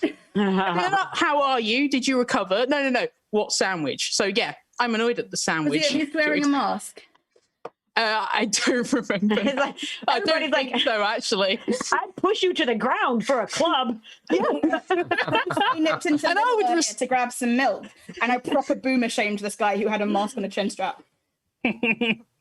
God, yeah. I was about to say he was probably wearing a mask, but it was just like he was just completely under his nose. I properly flexed the passive aggression. I was like walking past, and thankfully I was with the partner I live with, so I was able to kind of like at just about the level where they wouldn't be entirely sure if I was saying it so they could hear, just kind of went, that guy's mask seems to have fallen off his face. And then, like, I turned the corner, and, like, 10 seconds later, he came, like, round the same corner, and he had his mask on, and I'm like, it worked! Shame them! Wonderful. And last but not least, Tom B., who is your dickhead of the month this month? So my dickhead of the month is myself, because despite doing this show now 7 times and having read the documentation that was sent by the lovely Jonny, an equal amount of those times, I forgot I was meant to prepare a Dickhead of the Month. Because I've been very busy at work and I've been trying to learn more. I've always told myself I'm going to do my e-learning so that I can like get more money for what I'm doing, effectively, because I like my job. But instead of that, what I've instead learnt is a number of things that have nothing to do with it, because all I've done is watch Netflix because I'm sleepy. For example, this week I learnt that David Copperfield that Charles Dickens wrote about is not the Magic Man David Copperfield. And I had to watch an entire film to learn that. I also learned in preparation for the show that Lawrence Fox and Lawrence Llewellyn Bowen are not the same person, and it like really shit-canned 20 minutes of research for me. But that is all. I am the Dickhead of the Month because of my just complete scatterbrain. I've done zero prep. I'm sorry. Thank you very much, Tom. You are indeed Dickhead of the Month. But I think I'm going to give... That means I win, right? No. No, I think I'm going to give the points... I'm torn on this one. I think I'm going to give the points to Paisley because I have had very similar experiences to that the last time I've been to supermarkets, and it is genuinely the most stressful. Huge dickhead move. Oh my god. Yeah, so like that's I will punch you in the face move. Holy Again, shit. I respect you if you it's clearly not well for a ham sandwich. I know. It's a sandwich. It's the sandwich. You know, if you I would respect you if you push me over for a good sandwich. It's fine. Yeah. Yeah, you're a cunt, but I respect that. But no, it wasn't. Maybe you thought it coming as getting a cheeky ham sandwich. I'm not sorry. I didn't expect you to be, sweetheart. So yeah, I'm going to give the points to Paisley for that, and I'm going to give the runner-up points to Kitty just for the amount of effort in trying to get the fucking cat to be on the stream. And then he was a dickhead about it. And just proving her point. And you're both on the same team, so that's 4 points to Kirstie's team. At the end of that round, Kirstie's team are leading with 13 points, and Tom is trailing on 5. Will Kirstie's team actually win this time? Who knows? You know, it's their turn, isn't it? You know, no hard feelings. Right, we are going to have another break now. We're going to be back at about past to kick off with the great debate. This round does have some optional audience interaction in, so throughout the great debate, the panelists will be taking on different roles of different people to discuss some current affairs topics. If you have anything you'd like to ask the characters at any point during that round, please do put them in the chat and I'll try and get them to people, because it means I have to write less questions. So yeah, please do that. And yeah, we'll see you back here in like 6 minutes. I mean, I'll be like here, a theme but tune. Yeah. I feel like that deserves like a countdown clock. Like a it is. It's blizzard time. Blizzard time. It's the end. Yeah. I'm absolutely hear Sam. So I'm just gonna keep singing because no one can hear Sam. Ooh, yeah, I should probably do that, shouldn't I? You probably should. Sorry, I was. Oh no! Oh no! I have very mixed feelings. We've minutes on my phone whilst doing the stream. Have you guys seen? Have you seen the roller girl that does Stupid Sexy Flanders? No. Like a roller derby thing. Roller derby. Let me see if I can find it because she's pretty amazing. So we've got some pictures coming up. One drawn by our own Kitty of Stupid Sexy Thatcher, and another one from Blue Glasses Girl Coach. I think we're going to be showing them now. Yep, here's this. This is my favorite thing. I love this. Oh god, that's haunted. I only saw the little small thumbnail before. I didn't see the weird transparent around it. That's full on Christmas Carol possession there. That's like... Guys, I would like everyone to just feel bad for me because I was going to go pee during the break, but my housemate's in the shower and he won't be out of the shower before the end of the break. So I'm just going to have to hold it to the end of the show. Okay, I'm posting the link to this roller girl thing in the chat that is on the show. And then if you want to, if you deem it good to share in the public chat, please do. Well, but you're talking about it, so I may as well. Yeah. Okay. I think people are gonna like it. I think the amount of effort that this person put in. Wow, fucking hell! I just saw the Blue Glass Skill one. It's pretty special. Wow. I don't know which is worse. Yeah, that was an experience. You like the wholesome healing energy of science lawyer Wesley Crusher to calm your nerves. I would like that. Thank you. Calm down, Jonny. Reverse the polarity. It does look like him, Sam. I'm just going to refill my water glass, which, by the way, is a comic book guy. So staying on theme. I'm just wondering if I should do another costume change. Like, I mean, go for it. Always go for a costume change. Got rid of the sequin cat ears and the fairy wings on the floor. Yeah. And whilst I am still drinking my rainbow tea, I'm like, that plaid shirt is still right there, and I could be making a different, like, queer-coded outfit right now. Go for it. If you can change in 4 minutes, you can do it. I can change in 4 minutes. Whoa, sorry. Someone already read this out. I'm sorry if I misheard. Apparently, Toronto Edward Rowe of teenage Tim Farron, the former band leader, had a poster of Thatcher on his wall. Yeah, that really doesn't surprise me. Oh. Why?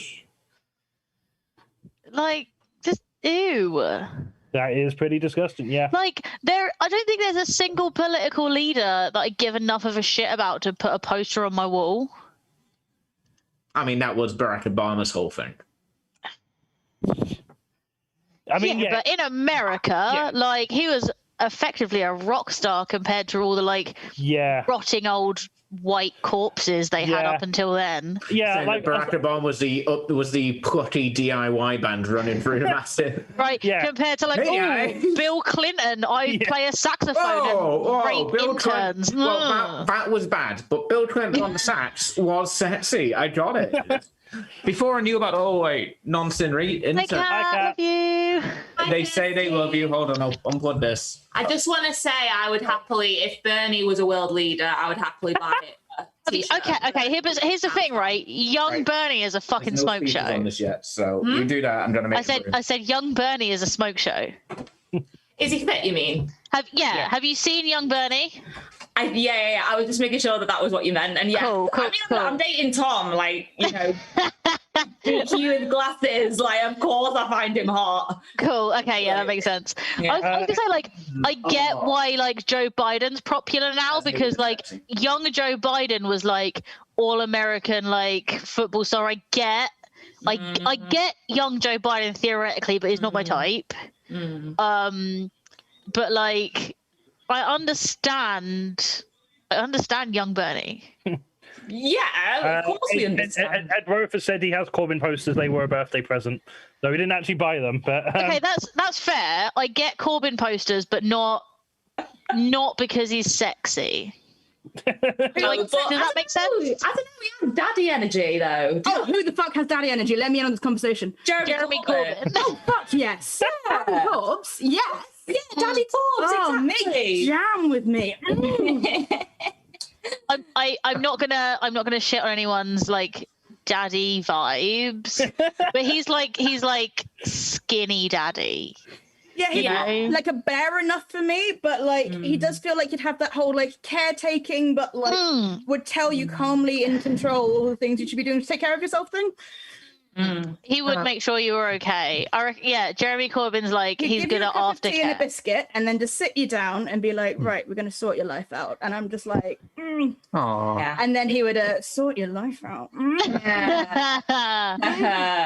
I was gonna say, like, now I feel like you're like really putting into context why, like, Jeremy Corbyn isn't doing it for me. Like, politically, yes, but like when you're all like, oh yeah, young Jeremy Corbyn, because he would sort your life out, and I'm like, not young Jeremy Corbyn. Like, sorry, I thought we were here for Daddy Corbs. I thought we were here for like. Young Jeremy Corbyn as well, though, because he was actually out there protesting, getting his hands dirty. The arresting picture is really cool, where he's like, stop apartheid, and I'm like, yeah, like I'm down with that. But and he's still got a beard. Then beards are important, but like, no, beards are very important. I think I've realised that. Sorry, go on. Go on, Jonny. Ed Roth just said in his leadership bid, Starmer spent $250,000 to send every Labour member a poster of himself. That's fucking gross. That is gross. That's so I tried to change into the plaid shirt, and then it turned out it didn't fit me anymore to like do the buttons up. So this is the one with the badges on, but I had to go for a different queer coding lumberjack shirt. That's fine. It looks good. I'm a fan. But if you couldn't read the anti-Tory buttons earlier, I've got in their kind of yellow and green. Oh shit! I just dipped that in my tea. In their kind of yellow and green warning sign thing, I've got vague advice, blame the public, shirk responsibility. I've got back to work, catch the virus, save the billionaires. I've got not in those colours, just in blue. I'm so fucking tired of Tory bullshit. And not an anti-Tory one necessarily, but do not apologise for your body is on there. I'm sure. Nice. Oh, here we go. Someone I love as a sex worker. That's true of about half my friendship circle, to be fair. Yeah, like this is like such a like queer leftist shirt, even though it doesn't fit. I'm like, it's coming on the podcast. It's right here. and yet that shirt is also screaming "chop down a tree." How are you dealing with that? It's like a lot of like queer, especially like sapphic fashion, is just like lumberjack dad, but make it sexy. I used to have a lot of shirts like that, but I kind of outgrew a lot of them and never bothered to replace them. I got too into like band and or sad Simpsons t-shirts. Has Kate been back a while? Kate, have I been ignoring you this whole time? Well, to be fair, I was refilling my pen. I haven't been really chatting. So you were away because I was gonna. Hi, Kate. I've not just been sat just fucking ignoring you the whole time. Look, it's a busy panel. All right, you got to circulate at the party. It's fine. I understand. Yeah. Right. Okay. I'll be back later. Or if it's can you let Tom back so we can just... Yeah. Don't worry. Yeah. Wonderful. Two just for the price of one. Oh, I miss Kat. We all like Tom, I love you, but I see a lot of you. that is very fair. I'm pretty sure Kat's on the next show, or at least one coming up. I will find out shortly. Oh, put us in opposite teams. We're real good at Smack Talk. I was fully about to be like, hasn't Kat already been on this show? No. And then I was thinking of social distance words. And also that time that she was in the background and someone on my team, their internet cut out, so she jumped in. Yes. That was what I was thinking of. Kitty, choke me like you hate me, says lumberjack dad fashion is hot. So same. I feel like you'd appreciate that. I really love your username, but that's kind of the username that I would have. So like, I don't is it feel you? like we're necessarily. That's not me. I don't feel like compatible. And let's go to me and we're top in an emergency. I was gonna say that's the username I would have if I was like more confident that I could maintain an internet persona. But like every single maintain time. health. Oh no! Like I'll be like really into it for like a month, and then be like, this personality can leave. I'm just giggling at the phrase "emergency topping" because we've all had to do it. Have we? Is that like when you had chocolate sprinkles, but you don't, so you have to use the rainbow ones? If you are a bottom, especially if you're like submissive, you tend to like to please, and if the other person, the way to please them is to try and top them, then you just end up with someone who's like, oh yes, I'm in charge. Yeah, I always feel like two children in a trench coat. Oh god. God, the okay, but like right now. You do just look like two children in a trench coat, except you look like two children in a sweater vest. It's not a vest. Right, we are running out of time, so let's crack on with the show. Are we all back? I think we are. Yep. So this next round is the great debate. This is a role-playing round in a question time format. So guests will be taking you on various roles, different public figures, archetypes, and characters, which should be appearing on the screen now-ish. And we're going to be discussing the Fairy Tale of New York controversy, because it's that time of year. That's the only important thing happening in the world right now. Yeah, they come early and early every year. So we have on the panel today, we have Eliott Simpson, who is an angry boomer. Kate McCabe, who is playing all of the Pogues. Yes. Kirstie Summers, who is a BBC exec, and therefore Sam's boss. Sorry. And it can't be worse than... Give me a coffee, Sam. Kitty Messalina, who is a cishet white comedian who likes to use slurs. Paisley Boyd, who is a gay man, and Thom B, who is his favourite, Lawrence Fox. I'm not white. Why do you just make me the Nazis every time? I mean, you're the one who went with that like frosty hair. Yeah, no, I got the most likely Nazi. I get it.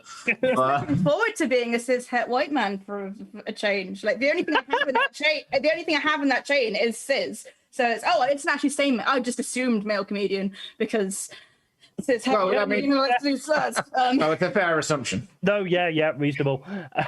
I just don't know if I don't actually feel offended whether it's because my looks, my personality, that I've been cast as the angry boomer.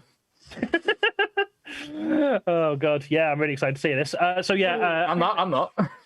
Again, people in the chat, if you would like to submit questions at any point during this round, feel free to, and I'll get around to them.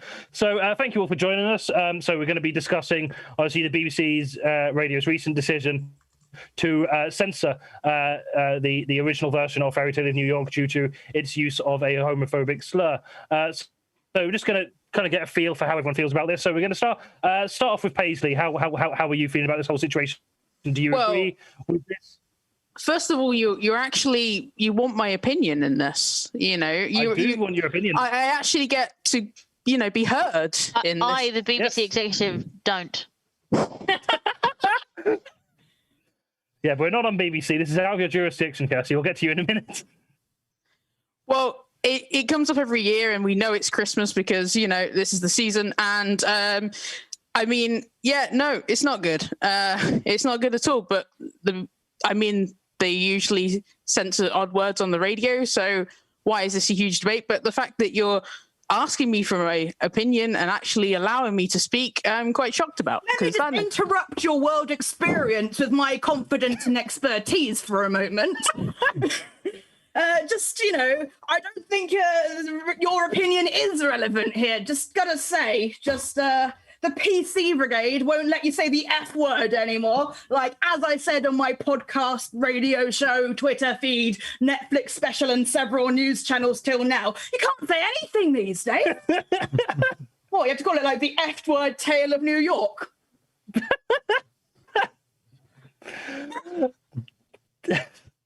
Well, I'm going to come on to that in a minute. Lots of things to think about there. Thank you, white comedian. We'll come back to you in a minute, though. John, Roger, Dave, all John, of them. Roger. Michael. There's so many mics. Mike on the mics. That could be Mike on the mic. Mike on the mic. Oh, that is the name of at least 17 podcasts. Right. So we've heard from Paisley, we've heard from Kitty. Kirstie, you seem to have some opinions there. More about Paisley's right to voice their opinion on this rather than the actual topic at hand. So how do you feel about this? Obviously, this has been made under your watch. Is this a decision you agree with, or did you reluctantly agree with it? We have chosen to play the version of the song that is most relevant to a BBC audience, which includes a broad variety of both adults and children who don't need to hear derogatory terms before the watershed regarding content. This population is made up of only 20% child, and yet you choose to involve children in your message. I call bullshit. I should be allowed to say any slur I want, including this one. There is meaning in that song. And you can take that up with loose women who won't let you say cunt at 1 o'clock in the afternoon. But, I'm sorry, but that's the way it is.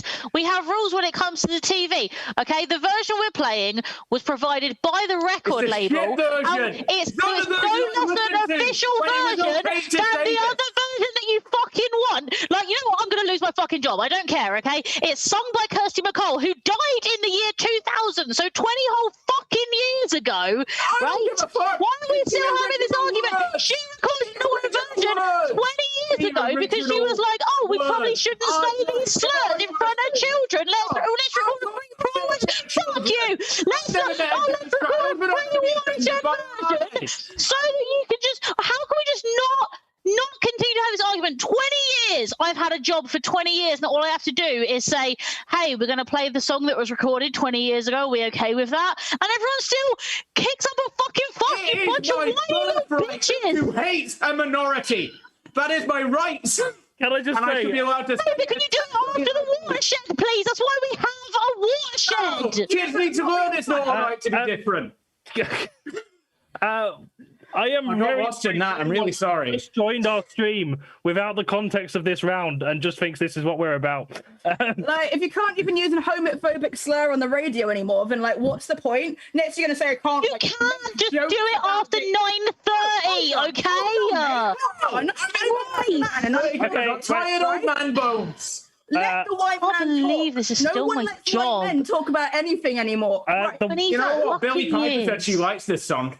Hold up, mate. Like, not being funny, right? But if you can't use a homophobic slur on the radio, and you can't like make it jokes at the expense of ethnic minorities or victims of domestic abuse and sexual assault, then you know. Why if they won't let comedians or like pre-watershed musical radio stations play the slurs that I enjoy so much without any outcry or consequences, then whatever next? It's a slippery slope. You don't have to like develop a personality that doesn't just consist of jokes about how much I hate my wife. Like, you can talk about how much you hate your wife as long as you don't say the F word before 9:30. Right. I'm not even talking about that word. People speaking about how much they don't think slurs belong in Christmas time songs on the radio to shut up. Right. All I want is to be going to Asda, which is where I buy my vegetables. I'm a normal person, to casually hear a slur on the radio. That's all I want. To hear the hatred that I have grown up with to permeate. Mate, Spotify exists. Okay, just do a playlist of songs with slurs and put your fucking headphones in. They don't let you send along. They don't let you shout it out because you can't say anything anymore. Right. Thank you, Sam, who no one else can hear. I can see this is a very impassioned debate between you all, but we haven't actually heard from the writers of this song, the Pogues. So let's hear what the Pogues have to say, and then we can get back to the angry shouting at each other. So how do you feel about this whole situation, Pogues? Yeah, it's me, all of the Pogues. I'd like to thank you, first of all, for this platform to talk about our song, which was very popular, never hit #1, quite frankly, which I'm still annoyed about. I left the band for a while and Joe Strummer came in, but I am all of the Pogues in one. It's like a Trinity thing, like Jesus, God, and Holy Spirit all together as one. We are the Pogues. Is it Transformers? Or Voltron? It's at Christmas, right? All of us come together to become the Supreme Pogue, which, by the way, means kiss my ass. And that's what I would like all of you to do is Pogue Mahone. Please do kiss my ass, you Herrenvolk shite. Is what I would like to say. I would like to remind people that when we wrote this song back in the 80s, that was a point in history that's very different from now. The 80s was a time where we did not care if we hurt the feelings of gay people. And I think it's a gay friend, important to recognize gay friend, but like a guy who wore a purple shirt once, and that's basically the same. What about Lawrence Fox? Ever complained about the names I called him when I was punching him in the arm before, so it's fine. Like, yeah, free speech. Like, you know, there's so many snowflakes around these days because it's fucking Christmas, so it's snow times, and then there'll be a snow day, and then the kids will have to be at home because they kind of can't let them loose to lick their friends and give them all the plague, so I'll have to deal with my kids and my wife and everyone else I hate, and like, what am I going to do with that, right? Imagine writing this song with swear words in, and yes, they get edited out for the radio. But I heard that there was a song that some black women sang about their own arousal. Please, white man, let a rock star speak. Before in my life. We edited that song too. Okay, don't bring that up. Don't bring that up. We edited that song too, and it said wet for like 10 minutes. It fucking sucked. It took all of the song out. It just said wet. Over and over again. So you agree that censorship is wrong? The most socially privileged demographic in this country right now. Like, you should buy my latest published book to hear more of my views that are being oppressed right now. Because I'm telling you, there is no platform for the straight white man who wants to use slurs freely without any consequence. You need to listen to some Hall & Oates, my friend, because that is what you're looking for, quite frankly. On that note, I'm gonna just briefly suspend the white comedians platform because we haven't heard from the voice I think that's really lacking in this. Does that include me as the provider of the white comedians platform? Yes, it does. Please shut up. Typical BBC. Yeah, we want this to be a balanced platform. We haven't heard from a very oppressed voice in this debate, which is, of course, the angry boomer. So, Eliott, thank you for joining us today. What are your views on this entire situation? Hello? Can you hear me? Yes, we can hear you. Oh, bollocks. Fuck. Oh, no. Jesus, suffering fuck. Sorry, I just think it's absolutely ridiculous. As a proud Mac user, I can safely say it's far too PC these days. I remember back in my day, right, I'm old enough to remember there were only acoustic eels in the ocean. I remember back when it wasn't even called Fairy Tale of New York, it was just called Tale of York. This is the worst appropriation. This is the worst appropriation since when they changed it to Puff the Magic Dragon. And before you get on my case, back in my day, the P word was something we said for putting our feet on or for bashing a gay man around the head.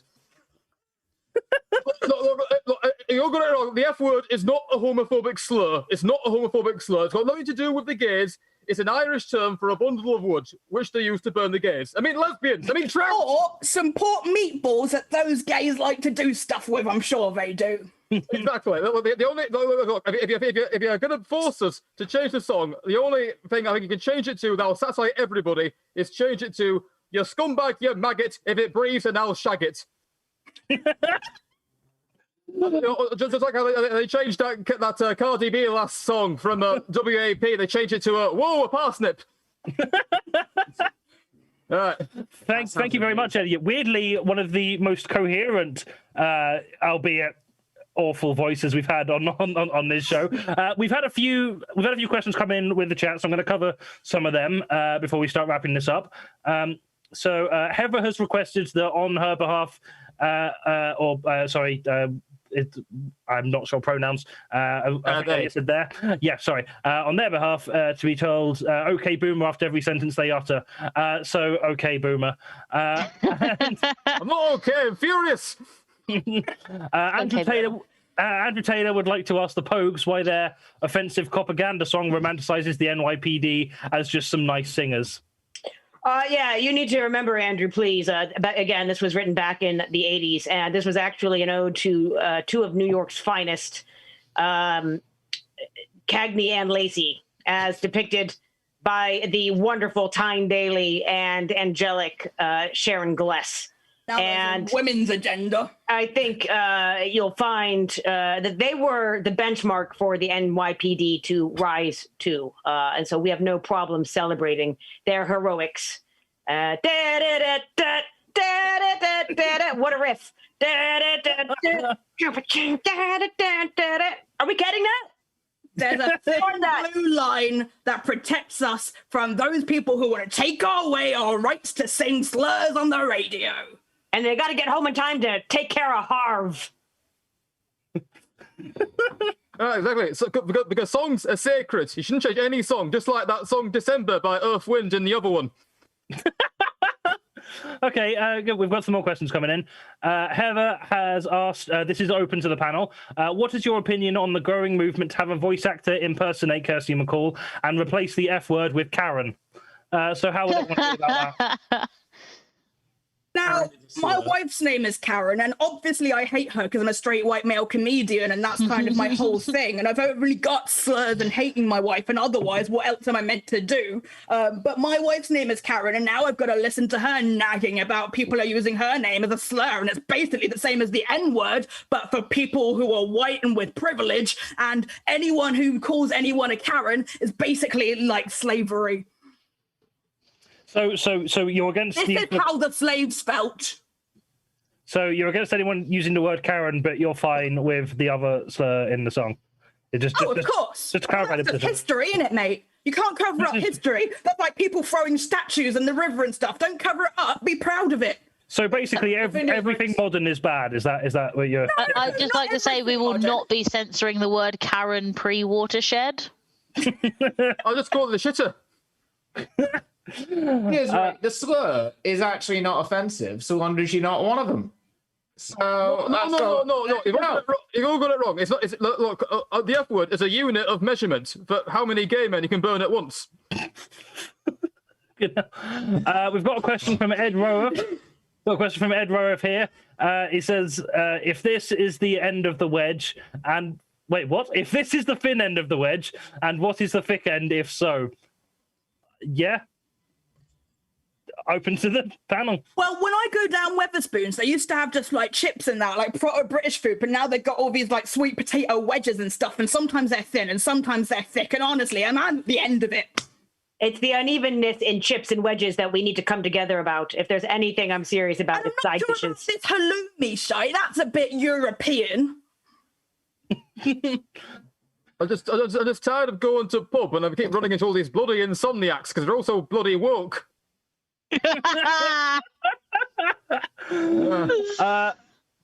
Question for Boomer. Do you think Fairy Tale of New York is a bop? A what? A bop. I don't understand these modern words. Do you like the song Fairy Tale of New York? No. It's a word for a bread roll. Depending on your region. Otherwise, Karen's got some lovely bops. Oh, I hate French cuisine. I had some lovely bread at the dinner party I brought lockdown to have with my friends. Andrew Taylor's just said, "Oh no, the OK Boomer thing is setting off my Google Home." Fucking brilliant.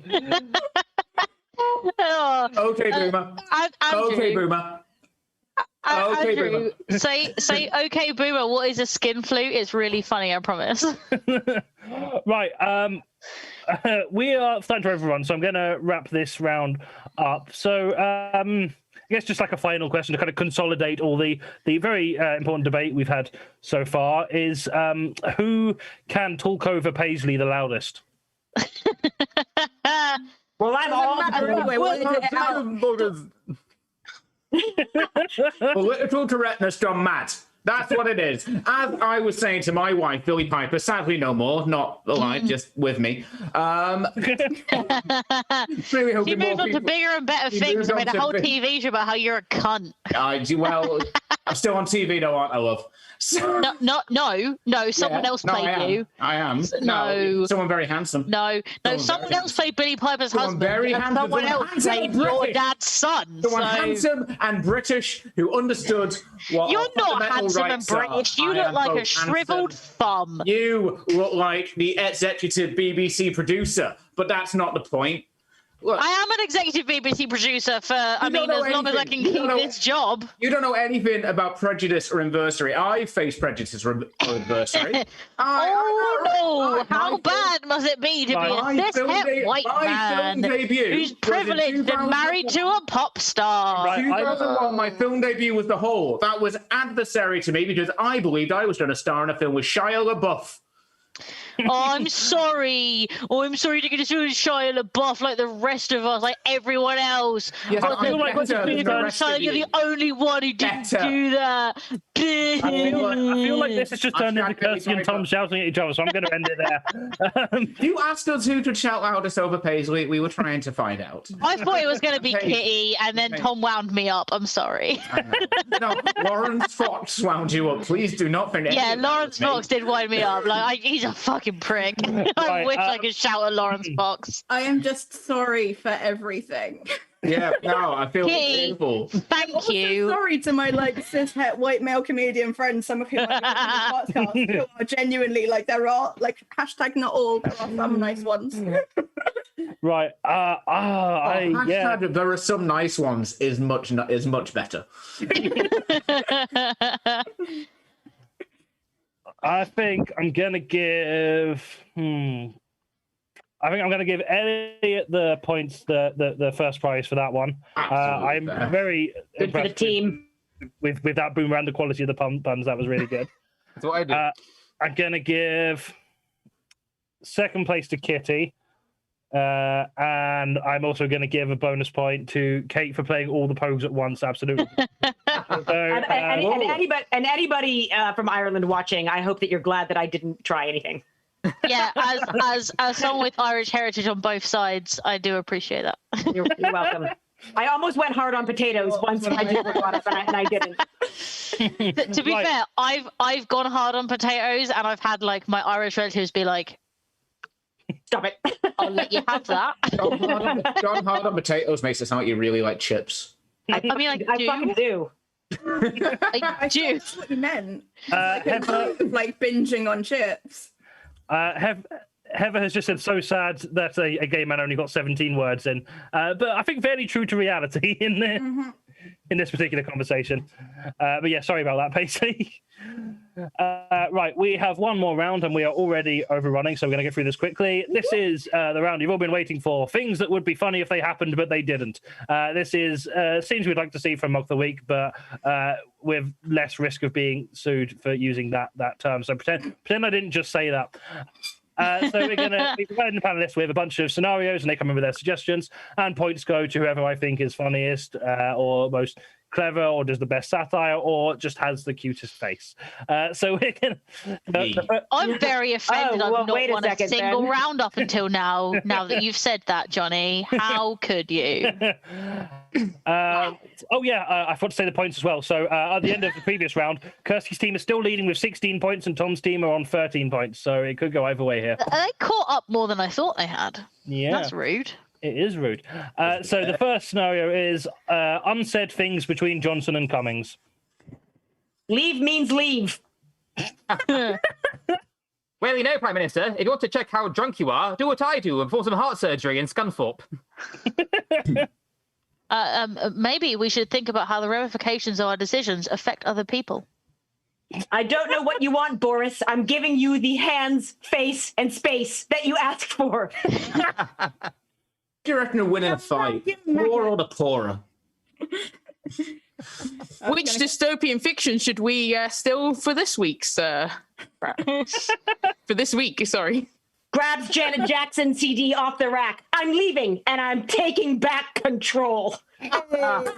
Hey. You scumbag, you maggot, you cheat, lousy. No, Boris, we can't say that one anymore. It doesn't rhyme.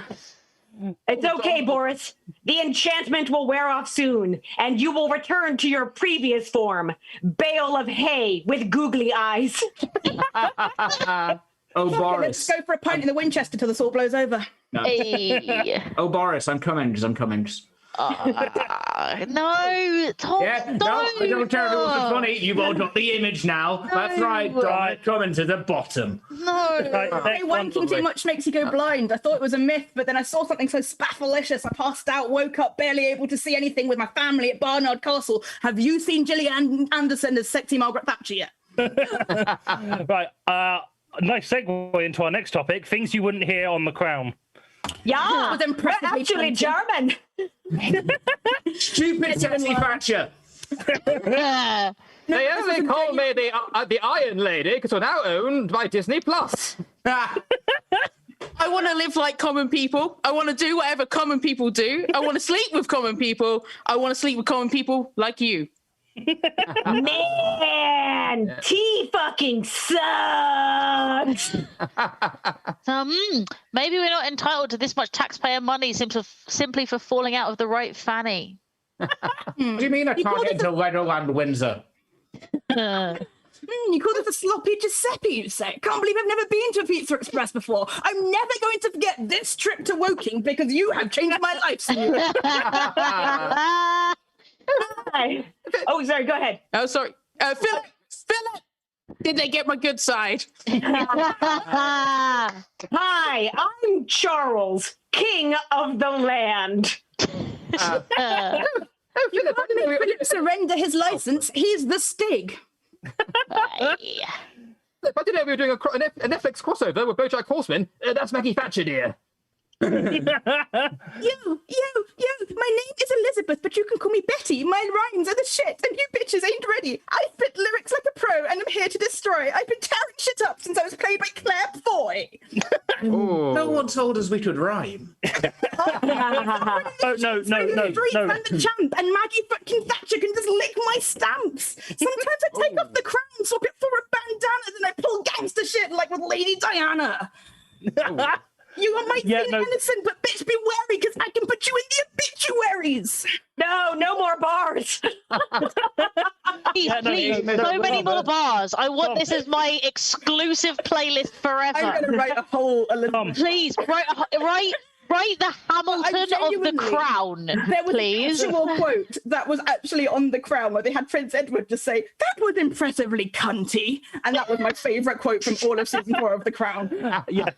Tom, I just wanted to clarify. The reason you thought you weren't allowed to is you specifically are not allowed to do that. Right, our next topic is, we need to get through these quickly because we're meant to finish now. Bad Sainsbury's complaints.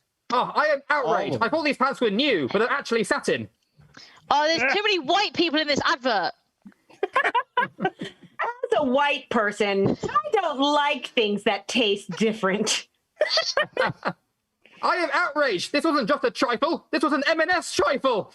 There's not enough gammon in Sainsbury's these days. I'm going to be completely honest with you, right? This is an actual complaint I have about the Sainsbury's on my road. The fridges are always fucking broken. Like, there's never any ham. It's not okay. I just want a sandwich, and there's just no fresh ham. We do an actual complaint. Sure, the vegan pizza's too expensive. I was just going to say, oh my God, it's so expensive. Hey, it's like a $5. Like, even when it's on sale, it's like a full £1 more than I want to pay. There's always a non-binary comedian in front of the sandwich I want. I am outraged. Your Mr. Muscle says it loves the jobs you hate. It's been 3 days and it still hasn't picked up the fucking kids. Help! My nectar card keeps attracting bees. just any Twitter comment that has the hashtag "Go woke, go broke." Right. Sainsbury's, I was going to go and use your scan and shop in the supermarket, but then I was forced to remember that black people exist. Right, our last topic, and can I just say, you are neck and neck right now, so this last bit is It's bad for life, but you've left a customer for life. Sorry, continue. Hey. Yep, so final one, everything to play for. Unlikely Donald Trump tweets. I'm sorry. I definitely wouldn't fuck my daughter. The real treasure was the friendships we made along the way. I'm taking a social media break. A detox. As an expert in American history, I can say that I have been the best president since John KFC. LMAO, you all fell for it. I was such a American the whole time.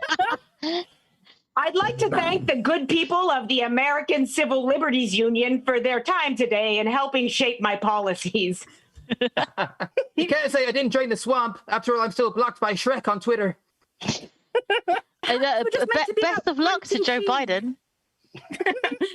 The hats are just meant to be about grating cheese, and it all got a bit out of hand, really. All right, you know what, lads? Fair's fair. Call it a day. You won. Like, right, fair and square. Don't worry about it. I'll be back though. Boy, oh boy, do I have a case of the Mondays. Don't worry, America. Don't worry, America. In 4 years' time, I'll still be an irritating shit. Anyway, catch me on my new show, The Mexican Apprentice. Wait, guys, what if women and minorities were people? Has anyone thought of that? Did we check? Totally unrelated to my campaign sponsors, I'd like to announce the opening of my new hotel based in Salisbury Cathedral. Wait, I just found out about stupid, sexy Thatcher.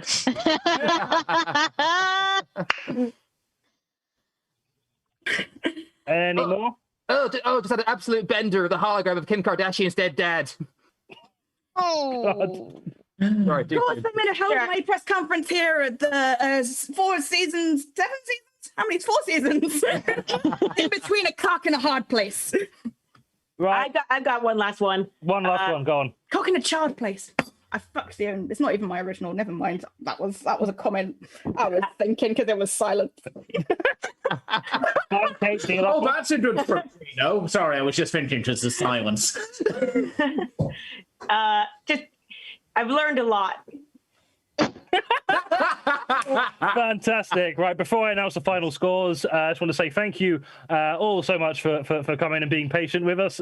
This went on at least half an hour longer than it should have done, so thank you all for hanging around for so long, all 24 of you. That's incredible. Just a reminder that this is a pay what you want show, so obviously you don't have to give us any money if you can't afford to or just don't want to. I'm not your dad, but if you are able and willing to donate, you can do that via the PayPal link in the YouTube description. description, and also via our Patreon.